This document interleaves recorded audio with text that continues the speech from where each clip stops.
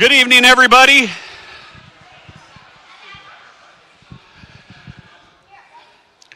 Good evening, everybody. Thank you so much for coming to the Mayor's State of the City address this evening. It's a great opportunity to learn about everything that's been going on in our wonderful city. Let me start with just a couple of things, a couple housekeeping measures. All of you can notice that there is a white index card on your chair, and on the seats in front of you there are some pens. We'd love for you to write down some questions that you have for the mayor. So anything is fair game. You can ask him that question you've been dying to ask him for the last couple of years. You can do it with your name, or you can be anonymous, either way. We have the Mayor's Youth Council back here in the corner with us tonight. If you hold your card up, once you've filled it out, they will come by and get it. Or if you'd like, we are going to have a break halfway through the presentation this evening. You can leave them on either table back by the door, and we'll collect them there. At the end of tonight's presentation, we'll have the Q&A session with the mayor, and we'll try to get all of your questions answered, depending on time. A couple thank yous for this evening. We once again want to thank Life Springs Church. They have been great partners, and their ability to allow us to have a large audience here and to provide their wonderful audio and their video expertise and their technology. We're so grateful for them. Managing the slides tonight, we've got Dylan Austin, and then we have Pastor Mike Baelish, who's back there as well, taking care of the rest of our sounds and our lights. We're appreciative of them. Tonight, we have a very special presentation. You can see up here, flanking both sides of the stage, we have the American Heritage Girls. They are going to present the colors tonight. They are then going to lead us in the Pledge of Allegiance. After they lead us in the Pledge of Allegiance, we have a very special treat. Commander Fred Webb of our local American Legion is going to sing the national anthem. We're very grateful for him and sharing his gifts with us this evening. At that point, Pastor Mike will then offer us an invocation, and the American Heritage Girls then will release the troop, and we'll go to that point of the presentation. Sabella?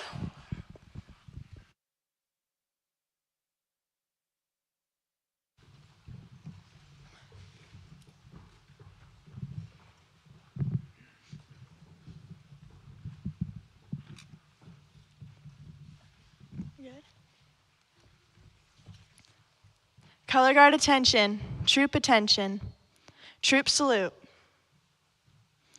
Audience, please rise.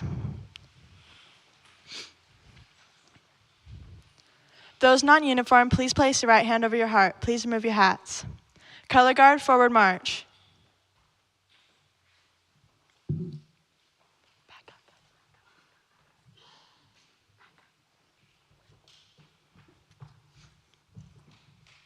Color guard. I guess color guard, advance the colors.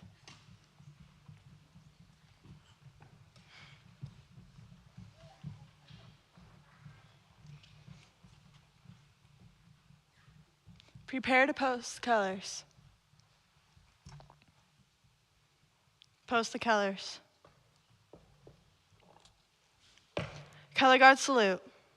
Please join me in reciting the Pledge of Allegiance. I pledge allegiance to the flag of the United States of America and to the republic for which it stands, one nation, under God, indivisible, with liberty and justice for all. Now for the national anthem.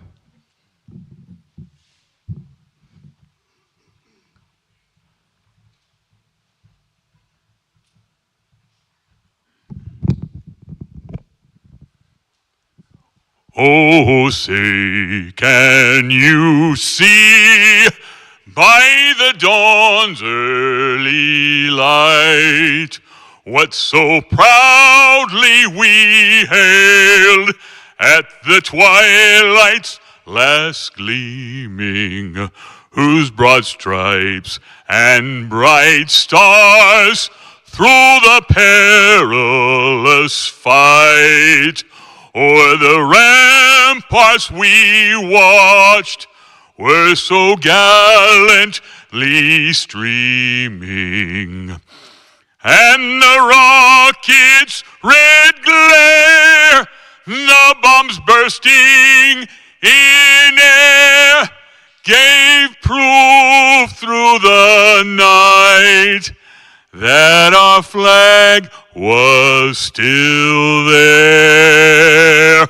Oh, say does that star-spangled banner yet wave o'er the land of the free and the home of the brave?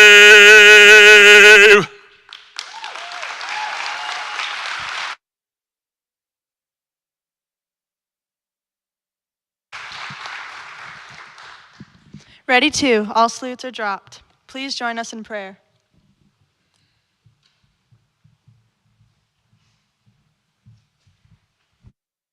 Please pray with me. Heavenly Father, we come to you tonight and we thank you for freedom.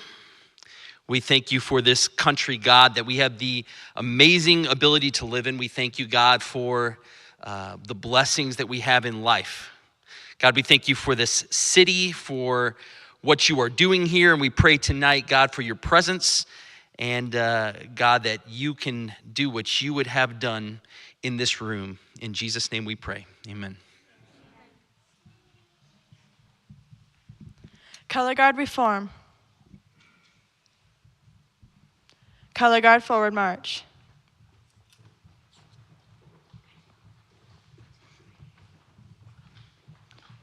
Color guard dismissed, troop at ease. Audience, please be seated.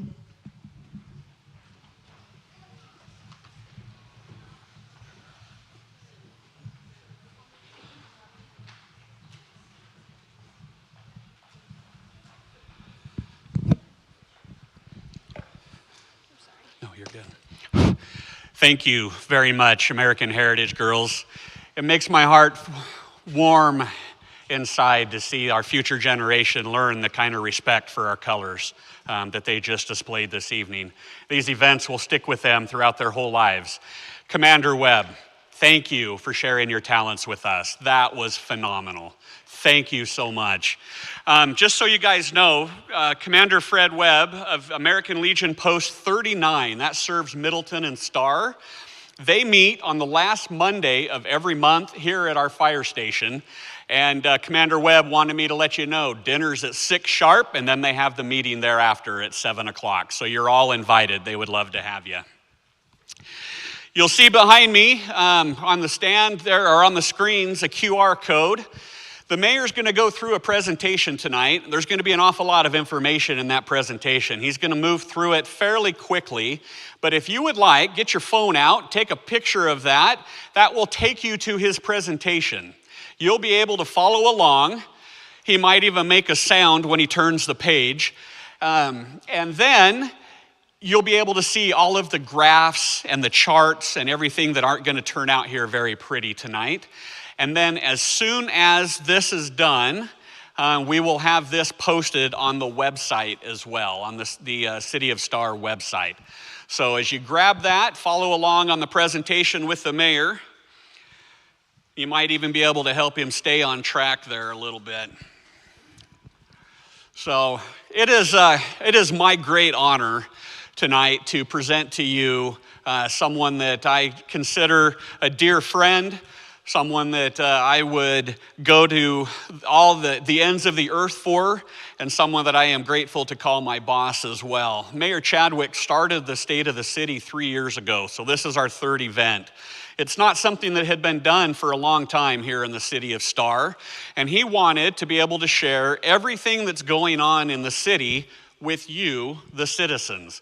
And that's why he does this. And tonight he's going to talk about all the hard work that he's done and the hard work that the city staff has put in, as well as all the work that the city council and all of our partner agencies are doing and the results and how it impacts you in your day-to-day lives. And so I'm very excited to see his presentation and to hear his remarks tonight. And without further ado, it is my pleasure to introduce the Honorable Trevor A. Chadwick, the Mayor of Star, Idaho.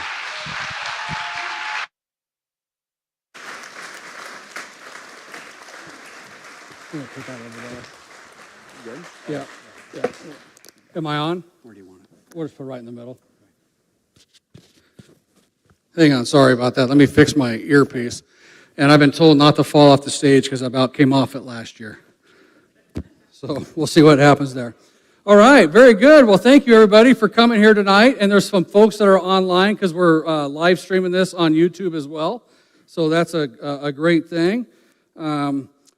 This is my favorite thing to do of the year. I'd like to just share what's happening in the city, some of our successes, some of our challenges, what we're doing as a city, and how we're trying to address everything. So tonight, first of all, it's flying. Okay, hang on a sec. Are you pushing it like at the same time as I am? Okay, you don't need help. Hang on, let's see if I can get it. There we go. All right. First of all, we have our city council members here tonight. I do know one of them is not here. I am big about family. He has a child who has an event tonight, so he's not here yet. He will be. Where are our city council members at? Are they? Oh, they're kind of spread out all over here. We got, if you could stand up for me, that'd be great.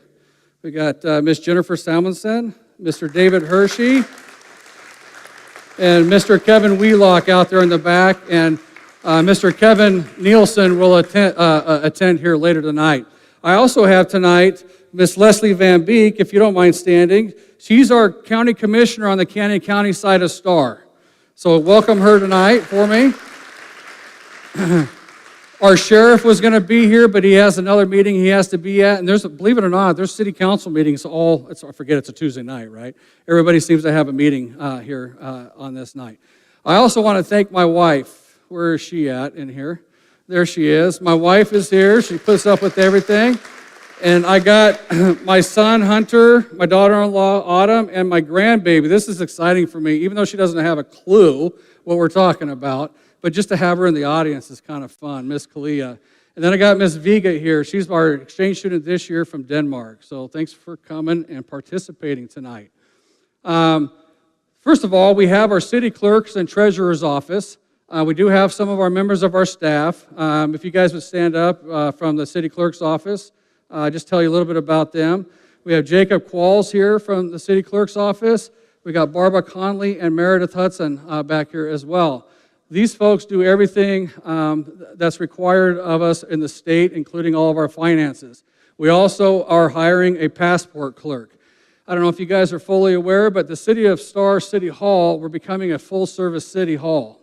We have passports available in there, and in the future, we are going to have driver's licenses offered at our city hall, which is a fantastic thing, so we don't have to drive all over this valley to try to get one in there, right? So we're working on that. I also have an IT director, Shane Dell. I think, is Shane here tonight? I'm not sure if he's here or not.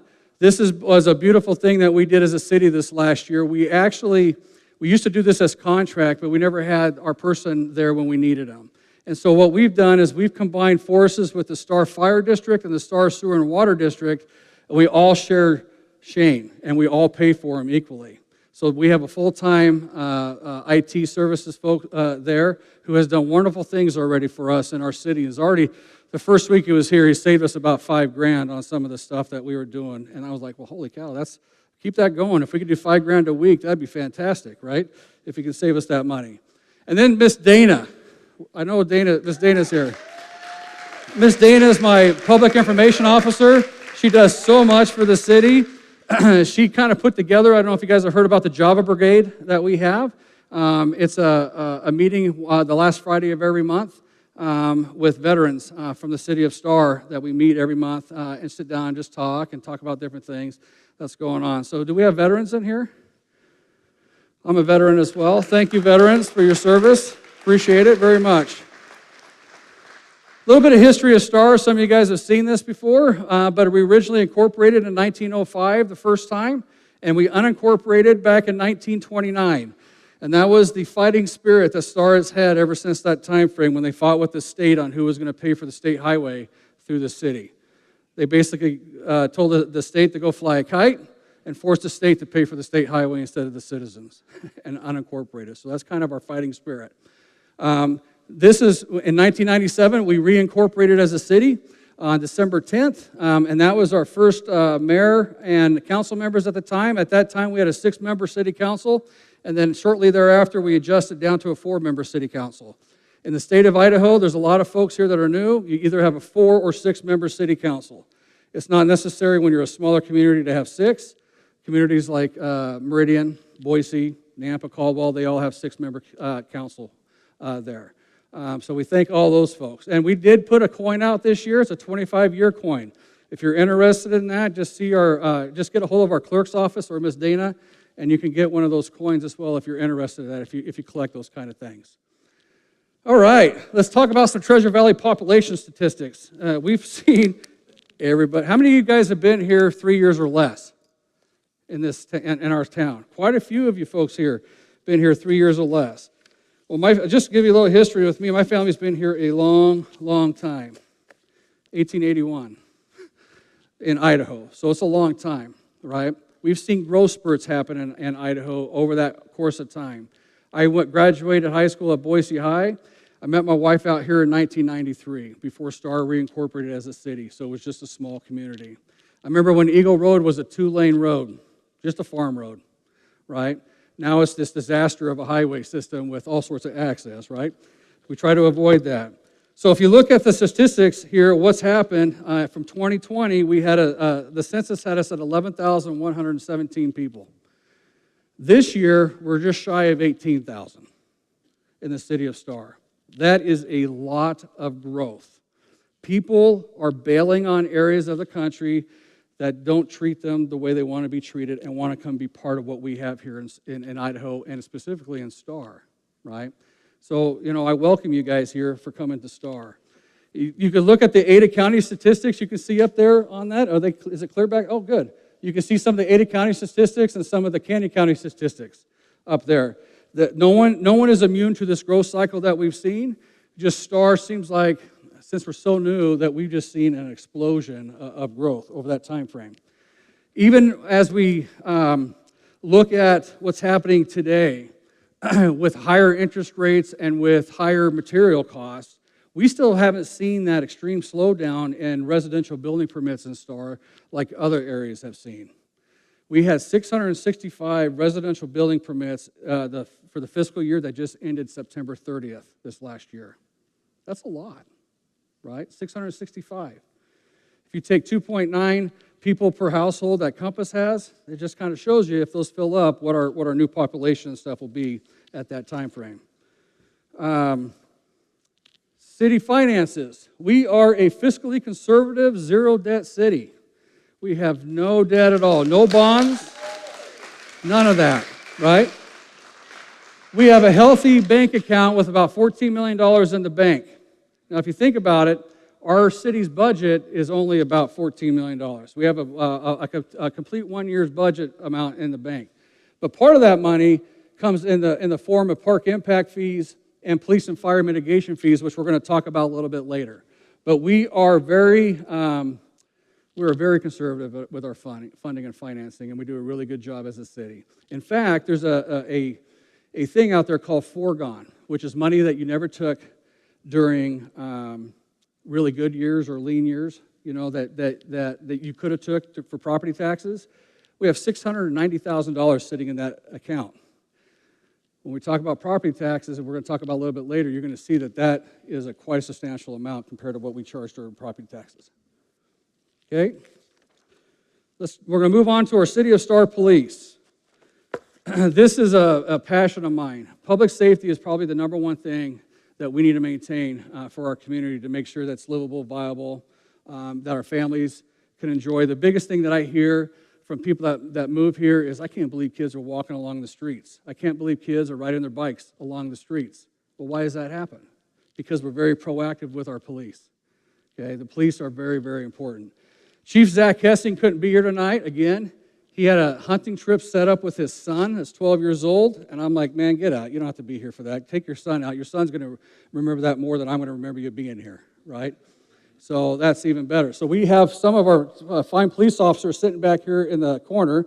We have Sergeant DeBee back here and 2 other officers back there. So this fiscal year, we were able to hire 5 more police officers to our department. Okay, that's fantastic, right? Where other communities were reducing their police force or struggling to finance them, we were able to hire 5. So basically, we're going to have our police chief, we're going to have 2 patrol deputies, we're going to have 3 detectives on staff now. We hired a new one. We're going to have 10 patrol deputies and then 2 problem-oriented policing deputies, POP team. Okay, that POP team is an important function for us as a city. It's going to be folks that are going to be out there patrolling the state highways and in our communities, making sure that they're very proactive, pulling people over, trying to get the drugs, trying to get the gangs, and trying to get human trafficking off of our streets before they hit our neighborhoods. That's the goal of that team, and that's why it was important for us to hire those folks. Okay? We do have 1 administrative assistant and 1 school resource officer at Star Middle School. West Ada School District is the one that typically puts the school resource officers in the school. We do have Star Elementary School. Doesn't have its own dedicated resource officer, but our resource officer at Star Middle helps out. But we also set up an office in Star Elementary School for our police. So you're going to see presence at our Star Elementary School on a continuous basis. Okay? That's important for us as a community as well. Okay? And it's a great relationship building tool for these youth of our community to be able to meet the police officers that we have in our community, because they're our eyes and ears on the ground, right? And they hear a lot of crazy things that are happening. So how did we get this 5 extra police officers? Last year, in about July of last year, 14 months ago, I went to the Building Contractors Association and I told them, we cannot continue to have housing come up in our community without the ability to finance our police and our fire. Police and fire personnel cannot be collected or utilized from impact fees. Okay, those are only used for equipment only. So we went to them and talked to them, and I said, listen, you're going to have to help me come up with a plan to be able to finance and fund our police and fire. So each new house that's built with this mitigation fee that he agreed to is going to pay $1,120 towards this mitigation fee. Now, if you take 665 houses built this last year times that number, we collected roughly north of $700,000 for that fund. Well, that's fantastic because it costs about $150,000, $155,000 to fund a police officer, so we were able to put 5 new officers on staff by thinking outside the box, right? This is the way that we're going to help make sure that our communities are staying safe, all right? These funds, and so the things that we hired were 1 detective, 2 patrol deputies, 2 problem-oriented police, okay? And these numbers are included in that previous slide's numbers. If you look at our police statistics as far as calls for service, you can kind of see where we were, in 2018, we only had 6 deputies on the street. We had 5,600 calls for an average of 943 per day. Today, in 2023, with 8 deputies, we have about 2,500 calls per day. That's a lot. But why is that a lot? Because we're proactive. We're not waiting for the calls to come in. We're generating the calls by being proactive, by checking out vehicles that are suspicious, by going to neighborhoods and checking houses, making sure everything's okay, by going to construction sites, making sure they're okay, by doing checks at the schools. All day long, all night long, we're being very proactive. So about 60% of those calls that you see there are proactive policing calls. What has that done for us? It's created one of the lowest crime rate areas in the valley, is in the city of Star, right? So that's fantastic. And it's because these guys back here work their tail off, right? And so some of the other reasons to bring on these extra police is to make certain that they are staying safe, okay?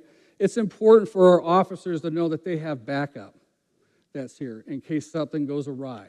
And in today's world, you never know, right? You never know one call from the next what they have to deal with on a daily basis. So being able to make sure that these officers are there in place is very important for us as a City of Star. So we have some goals for the City of Star. In our comprehensive plan, which is our main planning document, you can look up here on the top, we would like to have 1 officer per 1,000 residents to meet the following goals of the comprehensive plan. They have a proactive policing model versus a reactive model. We want 4 minutes or less response time on code 3 calls and 18 crimes or less per 1,000 residents. Chief Zach Hessing every single month will provide a police report and an update to us at a city council meeting letting us know where we stand on these issues. It's all available to the public online as well under the police page. So I would encourage you to go look at these numbers and take a look at them, and if you have any questions or concerns, bring them up to Chief Hessing or the sergeants out there. They can answer those questions for you, okay? If you look back in 2022, before we put these mitigation fees in place, we had 0.78 officers per 1,000. We were one of the lowest. Because of those mitigation fees that we put in place this last year, we're right there behind, on these 7, behind Nampa at 1.02 officers per 1,000. So we're able to hit that number now. That's a great goal and a great accomplishment on our city, okay? So reasons for proactive policing, we want to prevent crimes before it happens. We want community engagement and relationship building. We want to stop drugs and human trafficking and gangs in their tracks so it does not reach our neighborhoods. And it greatly improves the overall safety of the city of Star. So that POP team, you're going to see it come in phases. We have created such an environment in Star, it's a good problem, that police officers want to come to Star. They are looking to get into Star. In the past, it was always the armpit. No one wanted to be out in Star. But because of the environment we created, because of the creativeness that we have done here as myself and the council, right, and as a city, officers want to be part of that. And that's a good thing because now you get good officers all the time. In this when we hired these last 5 officers this last month, there was a lot of interviews and a lot of applications, and it's a great problem to have. What that does create, though, is when we take them from Ada County Sheriff from one other area, we have to wait till they backfill before we get them on duty. Okay, so it's going to be a couple months before we get them, probably January before we get all of them. Some of them we're going to get right away. Some of them it's going to take a little bit of time on that. Okay? All right, and the city of Star is a dual county city. Okay? We are in Ada and Canyon County. There's only a couple cities in the state of Idaho that are like that. So with that creates its own unique challenges. So we contract with Ada County Sheriff's Office for our policing, which is a great model. Anytime we have a situation in Star, we have the disposal of all 700 people if we needed to from that Sheriff's Office for us at no additional cost. How cool is that? When we had the unfortunate situation several years ago on Christmas night when someone got murdered, they weren't even from, none of the folks were from Star, but they somehow drove to Hunters Creek Park and one shot the other. We had 17, 20 detectives here. They solved that thing within 48 hours, right? That's the beauty of our policing model with the Sheriff's Office. With that, they're dual deputized. So anywhere in the city of Star and Canyon County, they're allowed to patrol. But when they make an arrest in Canyon County, they have to take them to Caldwell. When they make an arrest in Ada County, they take them to Boise, to the jail here. We do have prosecution agreements in place with both Ada and Canyon County prosecutors. We haven't had a whole lot of prosecuting going on in Canyon County. It's I don't know if I didn't talk about it a little bit, but we have only 500 residents currently on the Canyon County side of Star. So you're not going to have as much going on over there. And I think half of them are probably retired police officers, right? So hopefully they'll help us out over there, right, on that. So it's a great problem to have on that Star Police. On the Star Fire District, Chief Tomiski, is he here? All right, Chief. Chief Greg Tominski is back here in the back. He's our Star Fire Chief. And then we have a Deputy Fire Chief of Operation, Dave Sparks, and a Deputy Fire Chief of Health and Safety, Victor Isles. We have a really cool, unique thing happening with our Star Fire District. They are not merged, they're merged in operations, I guess, with Middleton Fire District, where they share the same top brass, so we're not doubling up on taxes on both sides.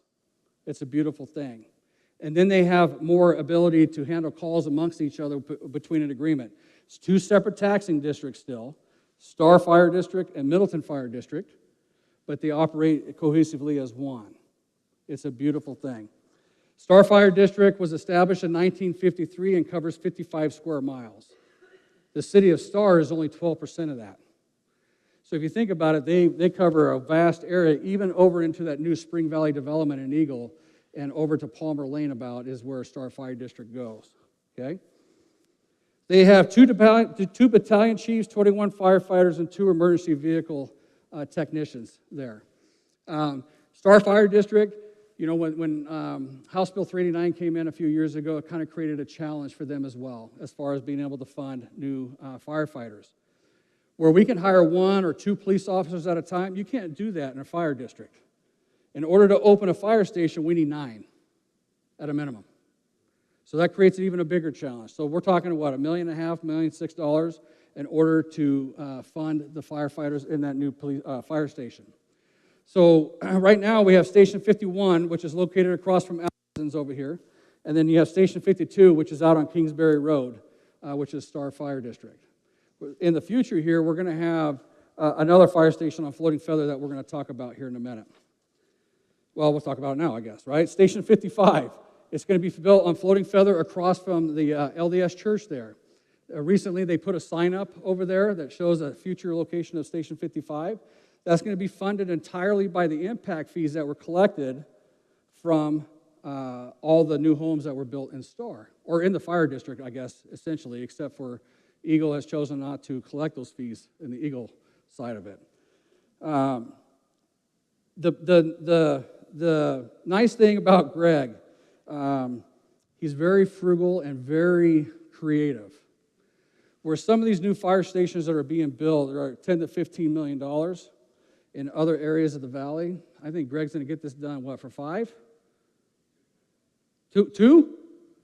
I like that number even better, right? So he's going to have a fire station built that's a lot less, about 70% less than what other fire stations are being built, because he doesn't build a Taj Mahal. He builds what's needed for us to be able to service our community out here, okay? So every home that's built in Star, or in the Star Fire District, has to pay an $809 impact fee, and every new commercial building pays 38 cents a square foot, and they can only be used for capital improvements. We do have 3 fire commissioners for the Star Fire District. We have Jared Moyle, Tim Murray, and Steve Martin. I don't know if they're here. Are they here by chance? Well, 2 of those guys are have an election this year, just so you know. So get to know your Star Fire commissioners. When we go to look at the calls for service for the Star Fire Department, they've seen an increase of calls as well. You go back to 2021, they had a total of 783 calls. And then you come up to 2023, they've had 1,028. So they've had about a 31% increase in calls in that time frame, in that 3-year time frame. So it's time for us to get that new station on board. It's very important for several reasons, right? You know, obviously, you want to make sure people get the service they need if they're having a heart attack or a house is on fire or something quickly, right? Instead of some of the, 7-8 minute time frames that's happening. Also, it helps impact your insurance ratings as citizens, okay? That's a key. We do, I don't think I took that out, but we did, a year ago, I think, a year and a half ago, purchase that new ladder truck for the city of Star. Or, I'm sorry, for the Star Fire District. The city of Star, we used our ARPA funds to help purchase that. That helps improve our service levels here. It helps us to be able to have an apparatus here within the city limits of Star that's going to help with the Greylock buildings, with the Albertsons buildings, you know, with the Merck, with Ridley's, those big buildings, even the apartment buildings, right? You have an apparatus that's going to help. Even a high octane fire burning at a residential unit, they'll be able to throw water on it from a different level pretty quick, right? So that's a good thing for the city of Star. If you look at the Star fire and police mitigation fees, we're going to talk a little bit more about that. So 100% of the city of Star's property tax revenue, it all goes to fund our police department. That's all it funds, okay? Star Fire District needs to hire a minimum of 9 firefighters for the new station on Floating Feather.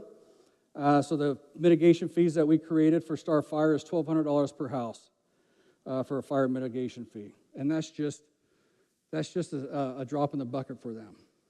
We need to get some legislation changed in the state of Idaho that doesn't impact our life safety services. Because of House Bill 389, the new construction, they've left over $1 million on the table, which would help fund new firefighters in the last couple years. So it's going to take all of us to really get out there and try to make that change, right? We battle. Greg meets with them all the time, explaining the situation. The city explains it. I know Miss Leslie over here, Van Beek, talks to him as well, because she understands those needs in Canyon County. In September of 2022, the Star City Council passed Resolution 006-2022 with a 4-0 vote approving the mitigation fee. They know just as well as I do how important it is to make certain that our public safety is at the highest level here in the city of Star. Okay? All right, hang on one second here. Star Sewer and Water District. Star Sewer and Water District here, it's a very high-tech system. They just went through a $30 million government upgrade on there. The federal government required them to do some more stuff to meet some new regulations and stuff there. In our sewer and water district, we have 11,389 water and sewer connections available to the system. Just north of 7,000 are only being used. So we have plenty of capacity in our system, okay? So for anybody that's worried about the growth and what it's doing on our sewer and water, it's actually, we're positioned very well.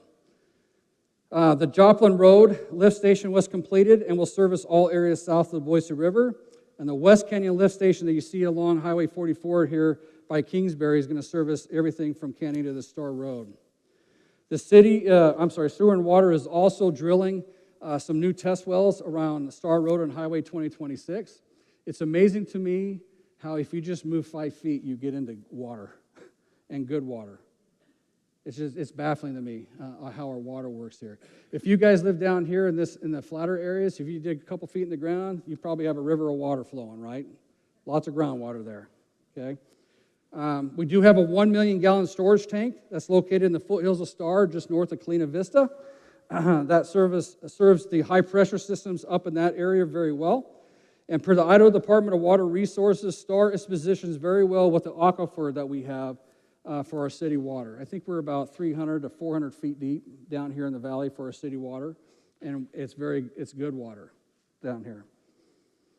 The net result that they say, when you look at it, there's 1,098,000 acre feet of water that flows into our aquifer annually, and 1,056,000 of that being used by all sources tapped into it, which is a net result in an increase of 42,000 acre feet of water into our aquifer. So we don't have a water problem, right? And that's our drinking water. Now last year, if you guys remember, I think it was in May, it was Armageddon. A year ago, it was Armageddon. We didn't have water in our reservoirs.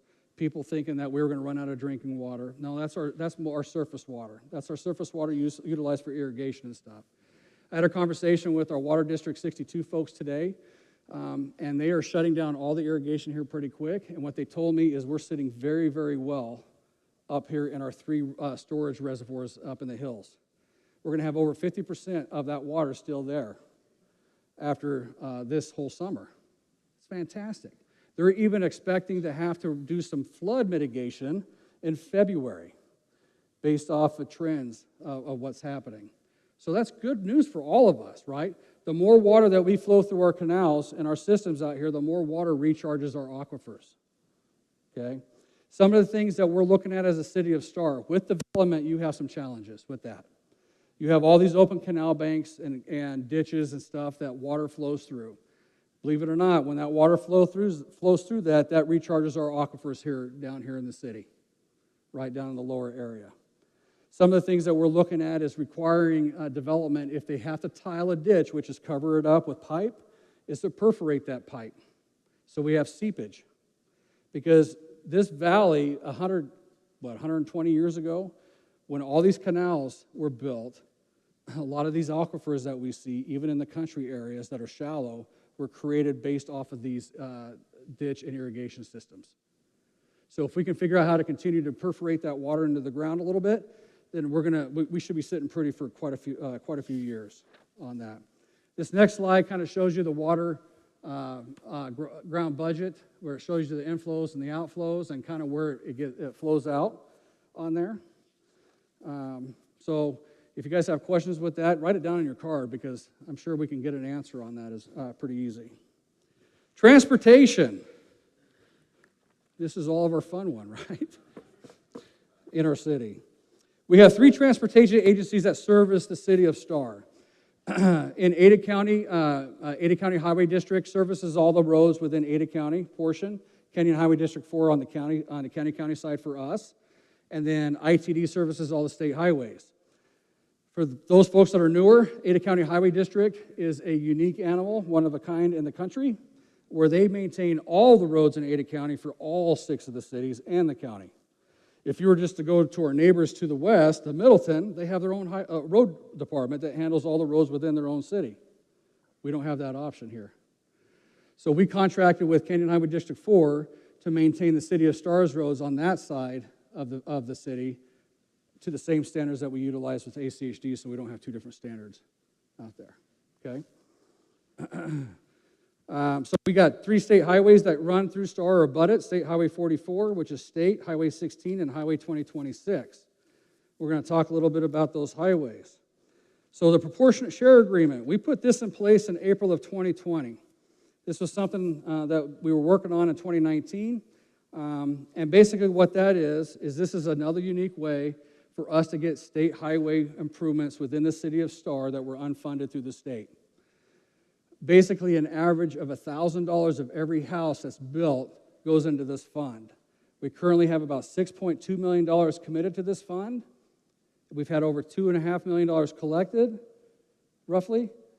And we've actually utilized this fund to do that widening of Highway 44 between Canada Road and Star Road. That was an unfunded section. So I know it was painful for the last 8 months, right?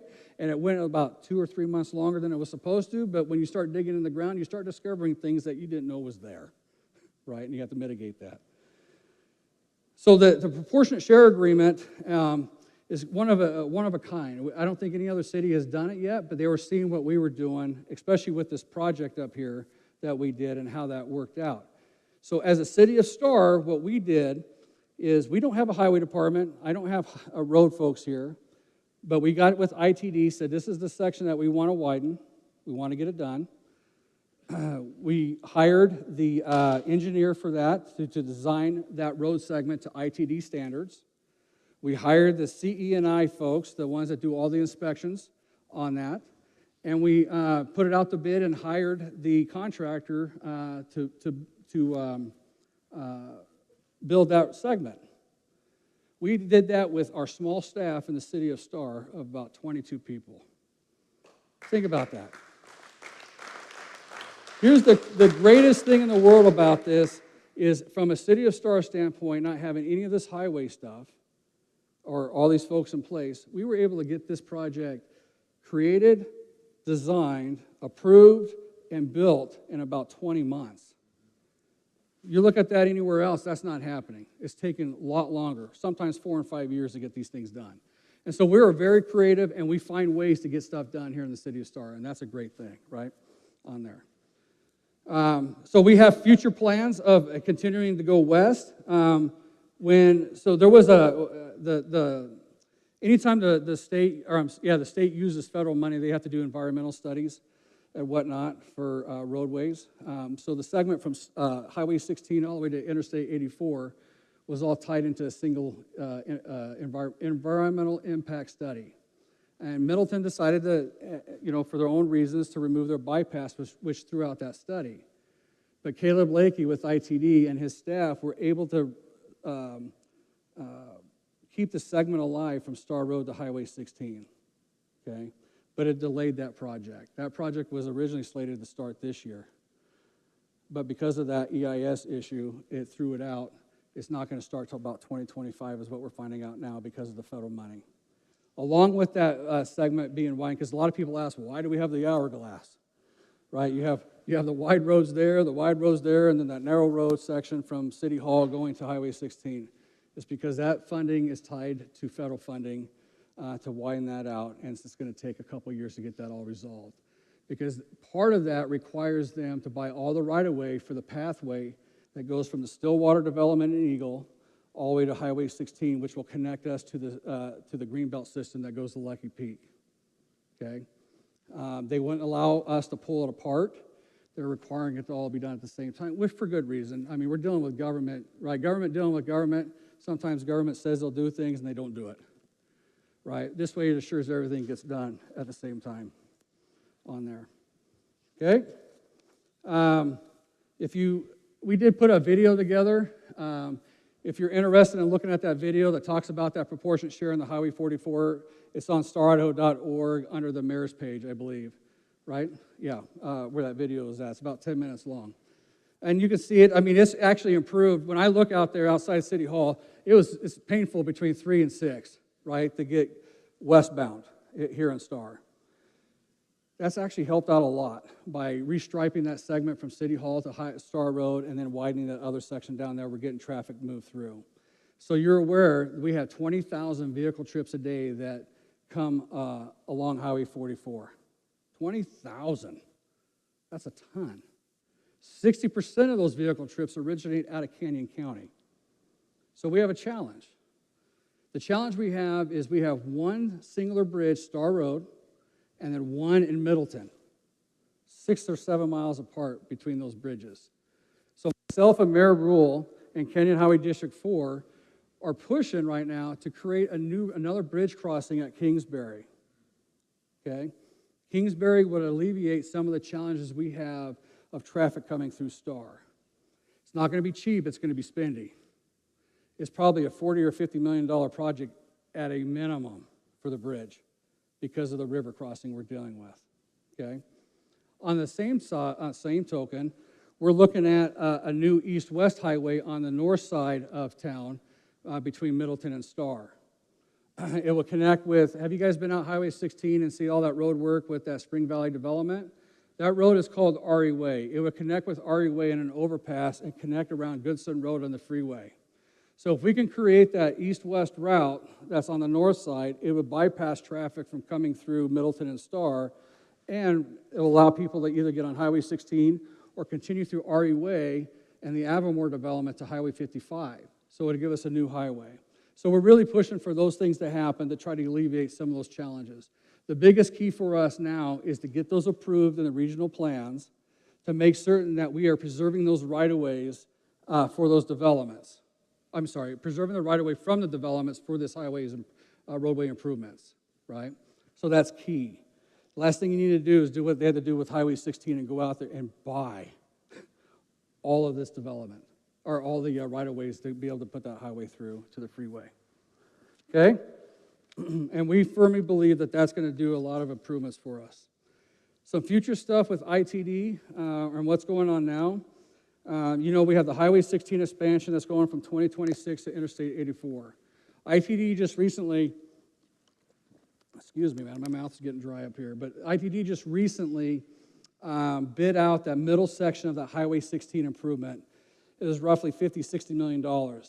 They were able to get the right-of-way done, bid it out. They're going to start those sections so it all can connect. Their goal is to have the Highway 16 expansion from 2026, which just changed into Interstate 84, completed around 2025. That's phase 2. First phase was here in Star, from Highway 44 to Chinden. Phase 3, you'll see what they're building, those wide on and off ramps as you're driving up there. Phase 3 is going to be building the bridges in the middle of that while we're driving on those off ramps so we're not impacted by that construction. It's kind of unique in doing it this way, okay? And when that's all completed, Star is going to have an overpass where 16 goes over 44 right outside of town, okay? Just so you're all aware of that. When Highway 16 is completed going south, basically Star is going to have its own personal freeway to the freeway. It's going to allow us mobility all throughout this valley pretty quickly. Right now, it takes us 25, 30 minutes. It takes us 45 minutes to get to the airport, right? Imagine it taking you 4 minutes to get to the interstate from the city of Star, when that Highway 16 is done. Highway 44 widening to 5 lanes. Like I told you, it's around 2025 is when that's going to get done. And then Highway 2026 is being widened to 5 lanes from Interstate 84 to Highway 16, with that segment that they're working on now from the Phyllis Canal back to Highway 16. Hopefully it will be completed here this next year. You guys are going to see some traffic changes over there while they continue on with resurfacing over there. Now, ITD is also working on updating their EIS for the Highway 16 North, from Highway 44 to Emmett. It's our goal as a city to try to get them to get rid of that S-curve out there by our golf course, okay? That's a deadly S-curve out there. I don't know if you guys have seen that beacon light that's in there that tells you when the light's going to turn red. That's something that we did as a city with ITD, said we got to get that in there, because with these trucks that are come flying around that corner, it's not going to take long for someone to get killed right at that intersection without some sort of advance warning. And they were agreeant with that, and we paid for it initially, and then they refunded us the money on doing that, because we thought that that was very important to protect the safety of our citizens over there. Part of that EIS is also going to look at making it 4 lanes between Highway 16 and down to, Washington and Emmett that goes north-south. It's my hope, and we don't have any confirmation of this, that in the future that they will continue that highway up through Indian Valley, north of Emmett, and all the way to the Council, Cambridge, New Meadows area, because that would create an outstanding highway for us up in that area. And also at Floating Feather, we as a city of Star required that developer to leave out the right-of-way for an overpass, because we were forward thinking on that. I will tell you right now, the city of Eagle does not want an overpass there, so they did not leave it out. But guess what? We're creative here. We worked with Caleb Lakey, and we created a modified overpass that will service both sides anyway within the confinements of the right-of-way that they have, that they're in agreement with, and they're incorporating that into their study, which is huge for us, because then that allows us to get the overpass with on and off ramps coming into the center of that, which would be great. Because we need, as a city of Star, we have 5 connection points right now to our state highway system. That's it. We have Beacon Light, Floating Feather, Plummer, Star Road, and Canada Road. So just imagine trying to funnel 18,000 people through those few connections onto the highway. When you imagine it today, you see it, right? It sucks really bad. So we're trying to come up with different solutions to try to make sure that our connections stay full access all around the city. Okay?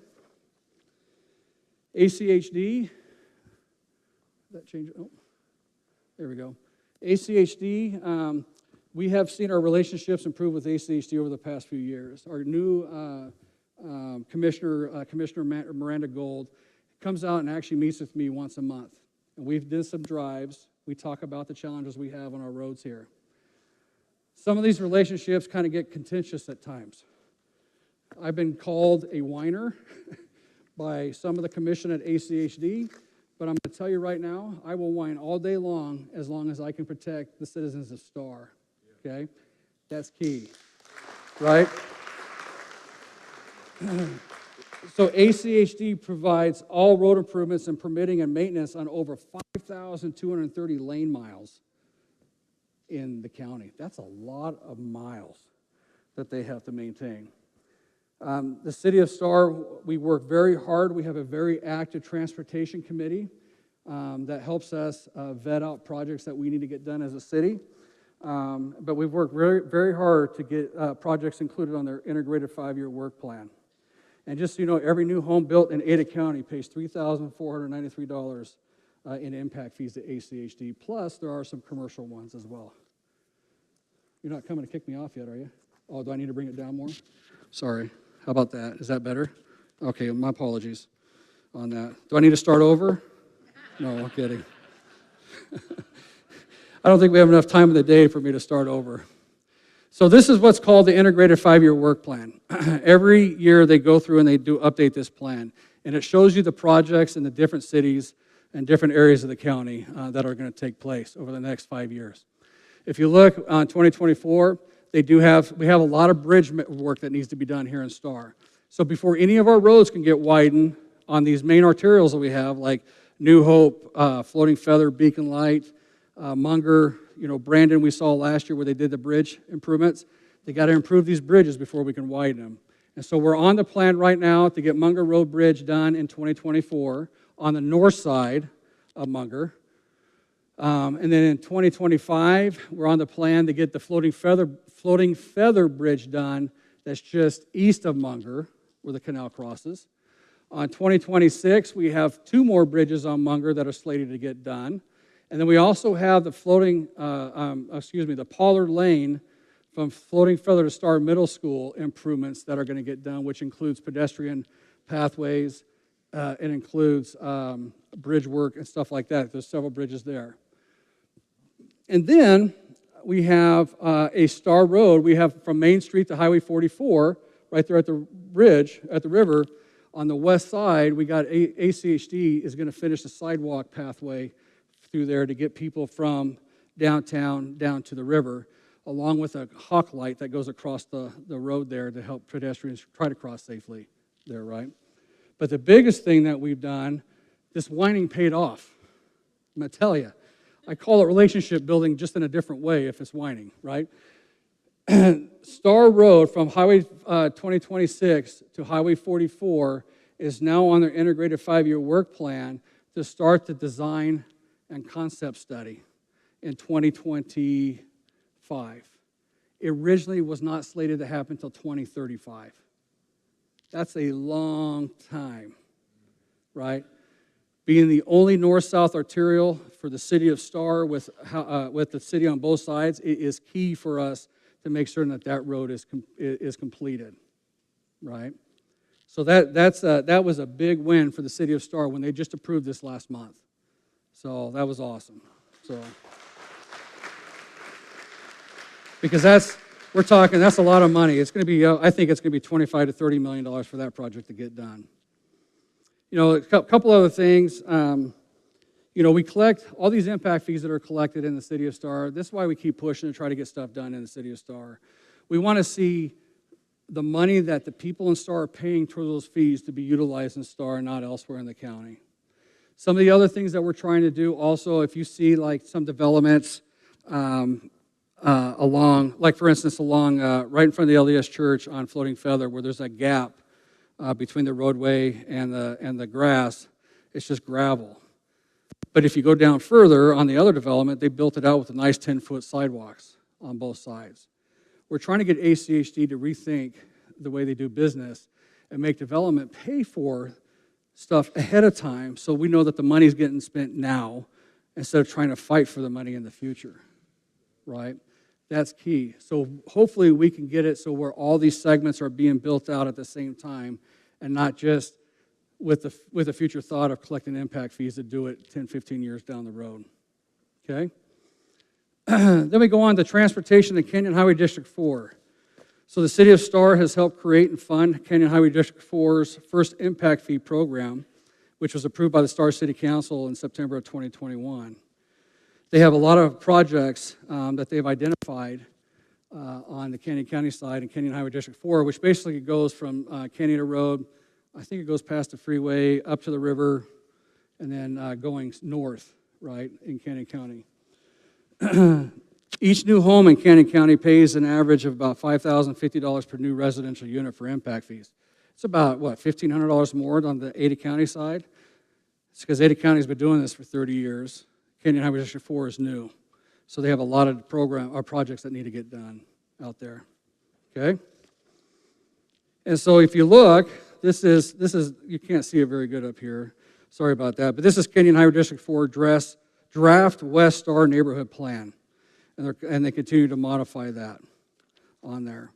I know that they're looking at opening up their impact fee committee again and re-looking at all this stuff because the costs have gone up and they're probably going to need to collect more money for that.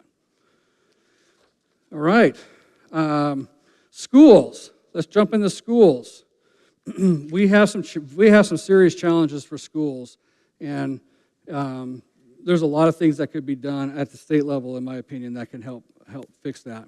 If you look at the school enrollment numbers right now, at Star Elementary School this year, we have 665 youth in there, and a capacity of 650. Star Elementary just went through an update 3 years ago, maybe, I think it was. And they pulled all the portables out. Well, the portables are back. They have to utilize portables for all these kids. In fact, the kids that are south of Highway 44, all the way up to about Main Street, are all being bused into Eagle for school. Because we're part of the West Ada School District, which is a monstrosity, man, it's huge, right? If they have capacity in other areas, they'll bus kids to those areas. It's not the most ideal situation, but it's the one that works right now. Star Middle School, the enrollment is 944. They have a capacity of 1,000. They have never been at their full capacity yet, and that's a good thing. And then any of the students that are in high school that are south of Beacon Light and New Hope go to Waihe High School. The kids on the north side go to Eagle High School, so we're kind of split between those schools.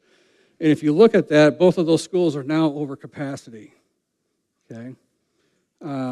We do have on this master plan here, we do have up at the, where the middle school is located, the school district owns a bunch of land, over 100 acres up there, and they have plans for a new high school. They have plans for an elementary school there, and they have plans for a career technical center there. But that takes money to pay for it. And the only funding mechanism we have in the state of Idaho right now to help fund this is bonds, school bonds. And that's the unfortunate evil that we have, right? We do have opportunities, I think, as a state, and this is stuff that we keep pressing, when we have surplus money to be able to utilize surplus monies to help fund some of these schools so it's not coming back on the taxpayers. But we have what's called in our Constitution an equality clause that requires equality throughout the state. So you just can't give money to one district without giving money to another, which is kind of an interesting deal, okay? So we got a lot of challenges there in trying to figure out how we're going to fund this and try to get these schools done. The last school bond that failed miserably, one of the first schools that was going to be built was a brand new elementary school up there in Star by the middle school, okay? Regardless of what you think about public education, I know there's a lot of thought processes out there. That's the only mechanism we have right now to assure kids get educated. And so we got to figure out ways that we can make sure that we're not hosing the younger kids in our generations right now. All these young ladies up here, you know, we're just impacting them. We're impacting their friends if we can't figure this out. So let's figure this out as a society here in Idaho on how we can make sure that these kids get educated correctly.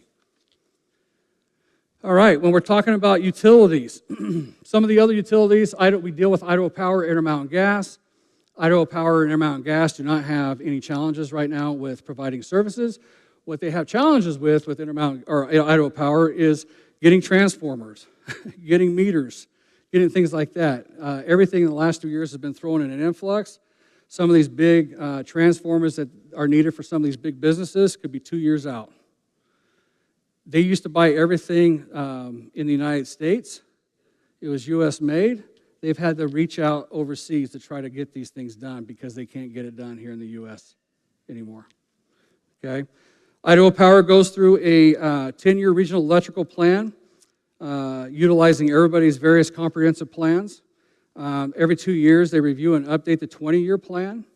I believe they're doing that update right now as we speak. I know some of our staff in the city are part of that. And they say there's no issues in the foreseeable future with power supply. We're not in the same situation that Texas was in, right, when they had the power issues during the freezes. You know, we can get power. It's just a matter of how much do we want to pay for that power, right, on our grid. Intermountain Gas, the same thing. Every 2 years, they complete a resource study planning out 5 years in the future, and they don't have any issues with foreseeable things.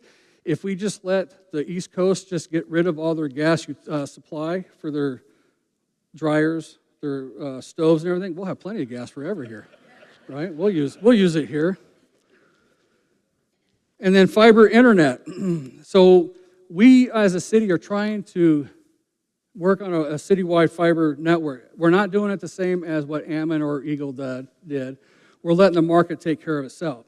But we're requiring certain things. In all new developments that are happening out there, we're requiring them to put in the conduits into the ground so that when fiber does come through, they could just run it through those conduits into the houses versus trying to charge everybody $6,000, $7,000 to run a trench or a board line into their house. Okay. A couple years ago, we were able to get a wireless grant, fiber grant, that brought fiber to Hunters Creek Park and the Star River House and City Hall, which provides access points for people that don't have good internet at their houses. They could go sign up on internet and get speeds of 200 to 300 up and down wirelessly at those locations. You know, I had a citizen call me because she was so frustrated she couldn't upload something from home for her work. I said, just run down to Hunters Creek. Go sit by the snack shack. You can send that out. She went down there. She called me back. She goes, oh, my goodness, that's a blessing. So she goes down there and does her stuff that she can do until she can get the high-speed internet at her home. As we know, COVID has changed everybody's way of doing business. So that's important that we have that here in Star. And this year, we did run another fiber to our Star Police Station and Star Fire Station and the Star Rec building down there. Okay, so that the internet thing, I'm a firm believer in free market taking care of itself.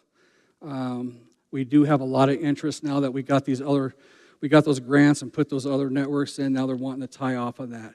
The West Ada School District was able to get a grant as well, and they ran fiber to all their schools. So that creates some more lines. That allows us to get some of that into these different neighborhoods. All right. Okay, so we are actually at a break session right now, believe it or not. That wasn't too bad. It was almost an hour, sorry. So we're going to take how long, Ryan?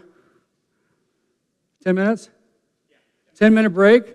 Guys, get your cards. If you have questions, fill them out. We'll get them back there on the table or have our Mayor's Youth Council pick those up for you. And we'll see you back here at about 8:21, and we'll finish her up.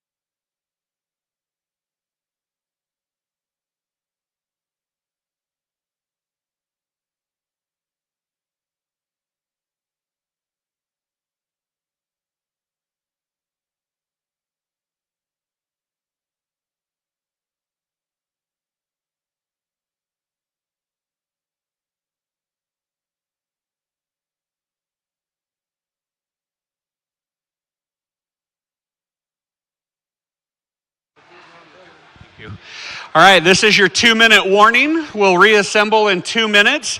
If you have not got your questions in, please get those questions written down. Thank you, Commander Fred. You can drop them off at the table. You can also raise them in the air, and a member of the Mayor's Youth Council will come pick them up. Thank you.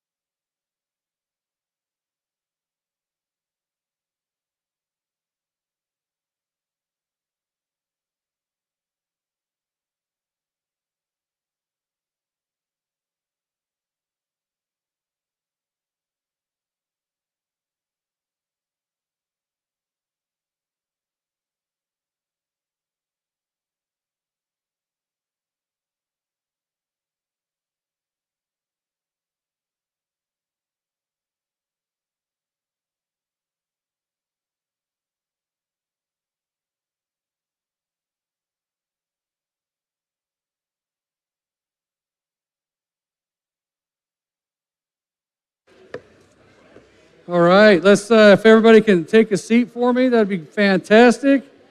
I will try to keep the microphone closer to my mouth. Sorry about that. Hey, just real quick before I get going, the American Heritage Girls guys out here are selling wreaths for Christmas. And yes, we celebrate Christmas in Star. So they are selling wreaths for Christmas. So they have a way that you can pay for it out there. It's fantastic. I buy mine every year. I don't know if they can see it, but there's some different wreaths there. There's 4 different styles, I believe, and you can get them in different sizes as well. Oh, and they also have garland on here as well. So it's a great opportunity to help these young ladies with fundraising for their program out there, and also get a beautiful, good-smelling wreath actually on there. So thank you, ladies. Say again? Star Cemetery, I can't, you know what, I'm half deaf. Oh, yeah, the wreaths across America at Star Cemetery. We want to get every headstone out there with a wreath, guys. So we go to the, which website? Yeah, so we can get with, we'll get it out there on the city's page again so you guys can see that. All right, so now we're going to move on to the next segment here. We're going to talk about development services on here. We do have a pretty good team here of development services staff. They deal with everything from applications and putting everything together for public hearings to building permits and whatnot. We do have some of those folks here. If you're here, if you could stand up for me, that'd be great so people can see who you are. I'm having a hard time. Miss Barbara, Sean, Ryan, of course, you've seen him up there. Cindy, Danny, is that it? Back here. Again, we also partner with the Star Sewer and Water for our city engineer. We used to contract that out with Keller Associates, but we both had needs, and so we brought one on full time, which has turned into 2, and we split those costs, which is a great way of doing business, right? On there. Sorry. I don't know why this keeps doing that to me, but it's doing it. City planning. So there's several things that we're doing on a city planning side. We went through a huge comprehensive plan overhaul and update back in 2019 and 20. We're getting ready to do, and we did an additional comprehensive plan update last June in 2022. This coming up June, we're going to be taking a look at our comprehensive plan again. The comprehensive plan is our planning document that tells you where the city is going to grow and what densities are going to be there and what kind of commercial business might be there, okay? When at the height of COVID, before COVID, let's back up a little bit. Before COVID, a lot of the flat areas down here on the ground are down below the foothills. We had about 5 units to an acre on an average for density. But because of COVID and how fast things were going, it wasn't sustainable, and we came in and we changed that to 3 units per acre. So we knocked out about 40% of the densities that were available in our city, just so we could maintain a healthy growth pattern, right?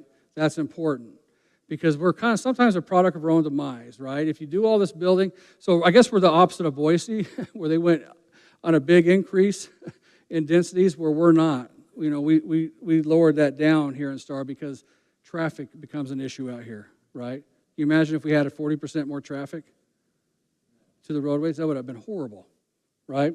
And so we're going to be doing another update this next June on that. We've updated our land use fee schedules, which collects more money for the city. We did a city code overhaul in 2020. We did a city code update in 2022.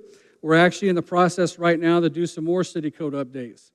As a new city of 25 years, you find a lot of things after the fact, unfortunately, right, that you don't know until it happens, that you got to make some changes. And so we found some of those, and we're making some of those changes. The staff is putting it together. We're going to have a workshop with the council to kind of discuss these things and bring it before the city to make some updates, and that'll happen by the end of the year. We also have what's called an Economic Corridor Access Management Plan, an ECAMP map. That's our map that shows where we desire to have roadways, what roads we want to be arterials, which roads we want to be collectors, you know, things like that, where we want to see stoplights. You know, ACHD wants to see roundabouts in certain areas. You know, roundabouts aren't always the best. Sometimes they work, but sometimes they don't. We are actually doing an update to that plan at our October 17th meeting. We also completed what's called the South of the River Plan. It's a plan that encompasses all the land area from Highway 16 south of the Boise River to Chinden, all the way to Canada Road. Our goal is to hopefully that the families that are there maintains those ranches, because we like the open space, and I love to see the cattle in the spring, right, the calves. However, money talks, right? At some point, land will sell. We as a city wanted to make certain that we had a master plan for that area, so it is not cookie cutter houses that are going in there. So we developed what's called a South of River Plan, which is a plan that provides a lot more, it provides housing, it provides walkability, it provides canalways that you can use for recreation, it provides outdoor entertainment venues. There's even thoughts of moving the city campus, the City Hall campus down there off of Highway 44, right? Kind of making that our core downtown, down there. That plan was well received. We had probably 1,000 people provide input and comments on it from the city, and that's what helped develop and create that plan. We also have what's called the Central Business District Architectural Overlay, which is a mountain modern theme. We also have a Pathways Master Plan that we've created from north to south here in the city of Star. Recently, we just put an RFQ, a request for qualifications out, to get an outfit on board to help write that actual plan. It's basically when this plan's all written, it's all going to be part of the development document. So when a development comes in, they're going to have to be required to build some of those pathways for us for mobility for the city. Okay, we've done a really good job of working with our water irrigation districts on getting easements to allow us to create some of these pathways along the ditch banks. You know, if anybody knows water in Idaho, the ditch companies, man, they sit at the top of everybody. They're really close to the Lord Jesus up there. I mean, there's nothing they do wrong, right, up there. So it's very important for us because that helps create the mobility throughout our city on there. This is the comprehensive plan that we're talking about right here. You can find this on the city website. We basically are planning to grow to Kingsbury and up to the Jim County line. We did do a reducement of available density by 20%. We required 1 unit per acre, up to 1 unit per 5 acres in the foothills. We reduced most areas to 3 units per acre. And you can see all the maps that we have for the city of Star at staridaho.org/maps on there. That's the most important document right there, folks, that we deal with. Okay? With that document is a write-up. That's a map. There's an actual document of 100 pages or so that talks about all the different facets of the comprehensive plan that we have to follow. This here is the South of the River plan that we're talking about. It's a great plan that you can see the write-up for it and this map, again, at that same location. And there's a lot of open space that's going to be had down there. This right here is our economic corridor access management plan. Like we talked about all the roadway networks and structures that we're going to have out there. This is going to be updated here on October 17th. And then here is the Pathways Master Plan on the north side, south side, and whatnot. That big green area that you see right there on the left side of that map, that's about probably 1,400 acres of BLM land that's in the foothills that we're working with BLM to see if we can annex that in so we can create equestrian trails in there, hiking and biking trails and whatnot in that entire area. Part of my goal is in that area is to get rid of all the sheetgrass and all the non-native stuff that's grown and get some more of the native grasses planted back in that area that are more fire resistant. Over the years, it's just been decimated with fires and stuff like that. Nothing's been replanted up in that area. All right, part of the growth, when we're talking about comprehensive planning, there was a question that was asked of me at break. What we have seen is actually a slowdown in entitlements of trying to get more land entitled for development. Okay, so everybody's aware, we don't see what was happening in 2021 and 2022. It's still happening, but it's at a lot slower rate. It's more manageable rate, okay? We did have the number of building permits, housing permits in STAR pre-COVID was around 300 something, okay? Height of COVID, we had 800. This last year we had 665 like we talked about. So we're kind of seeing maybe a little slowdown a little bit on the housing starts. However, the market's not really making it slow down enough here in STAR. People still want to be here, okay? We do have a pretty robust sports and recreation program. We do have a sports coordinator. His name is Ron Weston. We have a recreation coordinator, Kim. I think Kim is here, right? I think I saw her. She's back there. And then we have our sports and recreation administrator, Annie. Is Annie here? Is Annie? Oh, there's Annie. Is Ron here? So these three folks, they do a ton of work for everybody in our community. And then we have a ton of volunteers, instructors, coaches, and referees.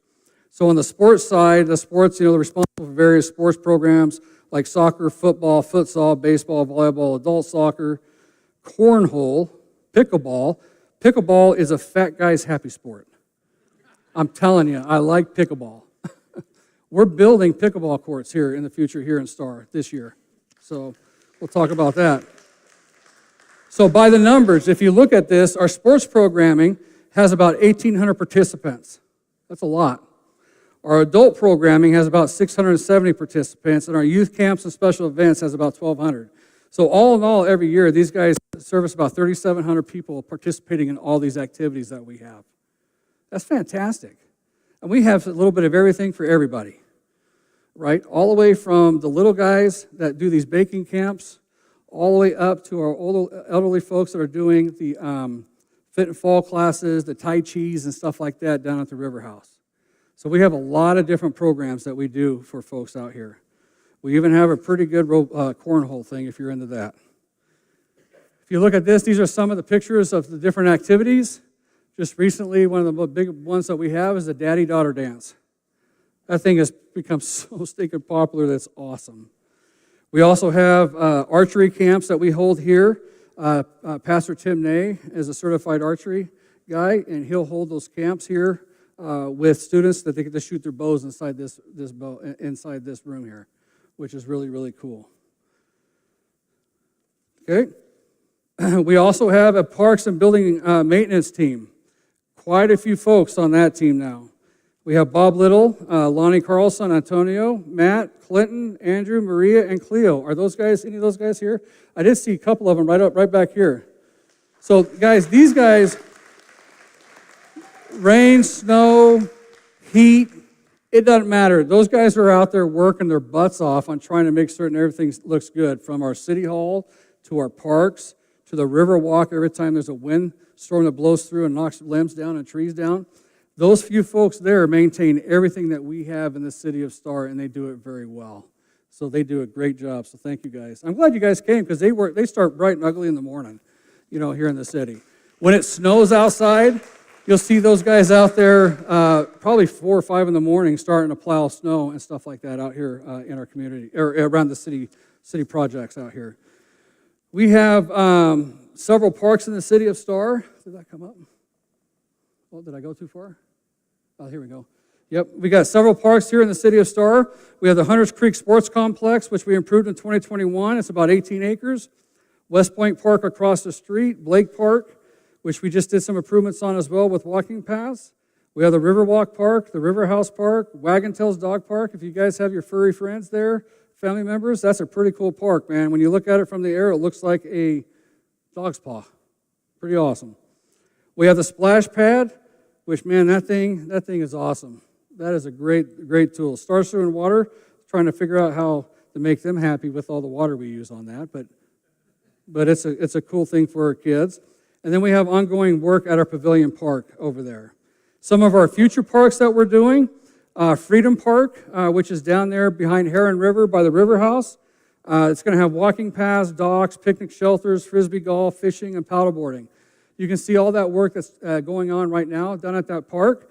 We were able to set up an agreement with the developer where he's paying $500,000 of that project's development, which is great, right? He's got vested interest in trying to get that done for the community. Okay, we have Dockzilla down there right now, which is it's awesome to see the kids. And here's a challenge we have. So we built Dockzilla, we built the coverage structure, and then Darwin's theory comes into play.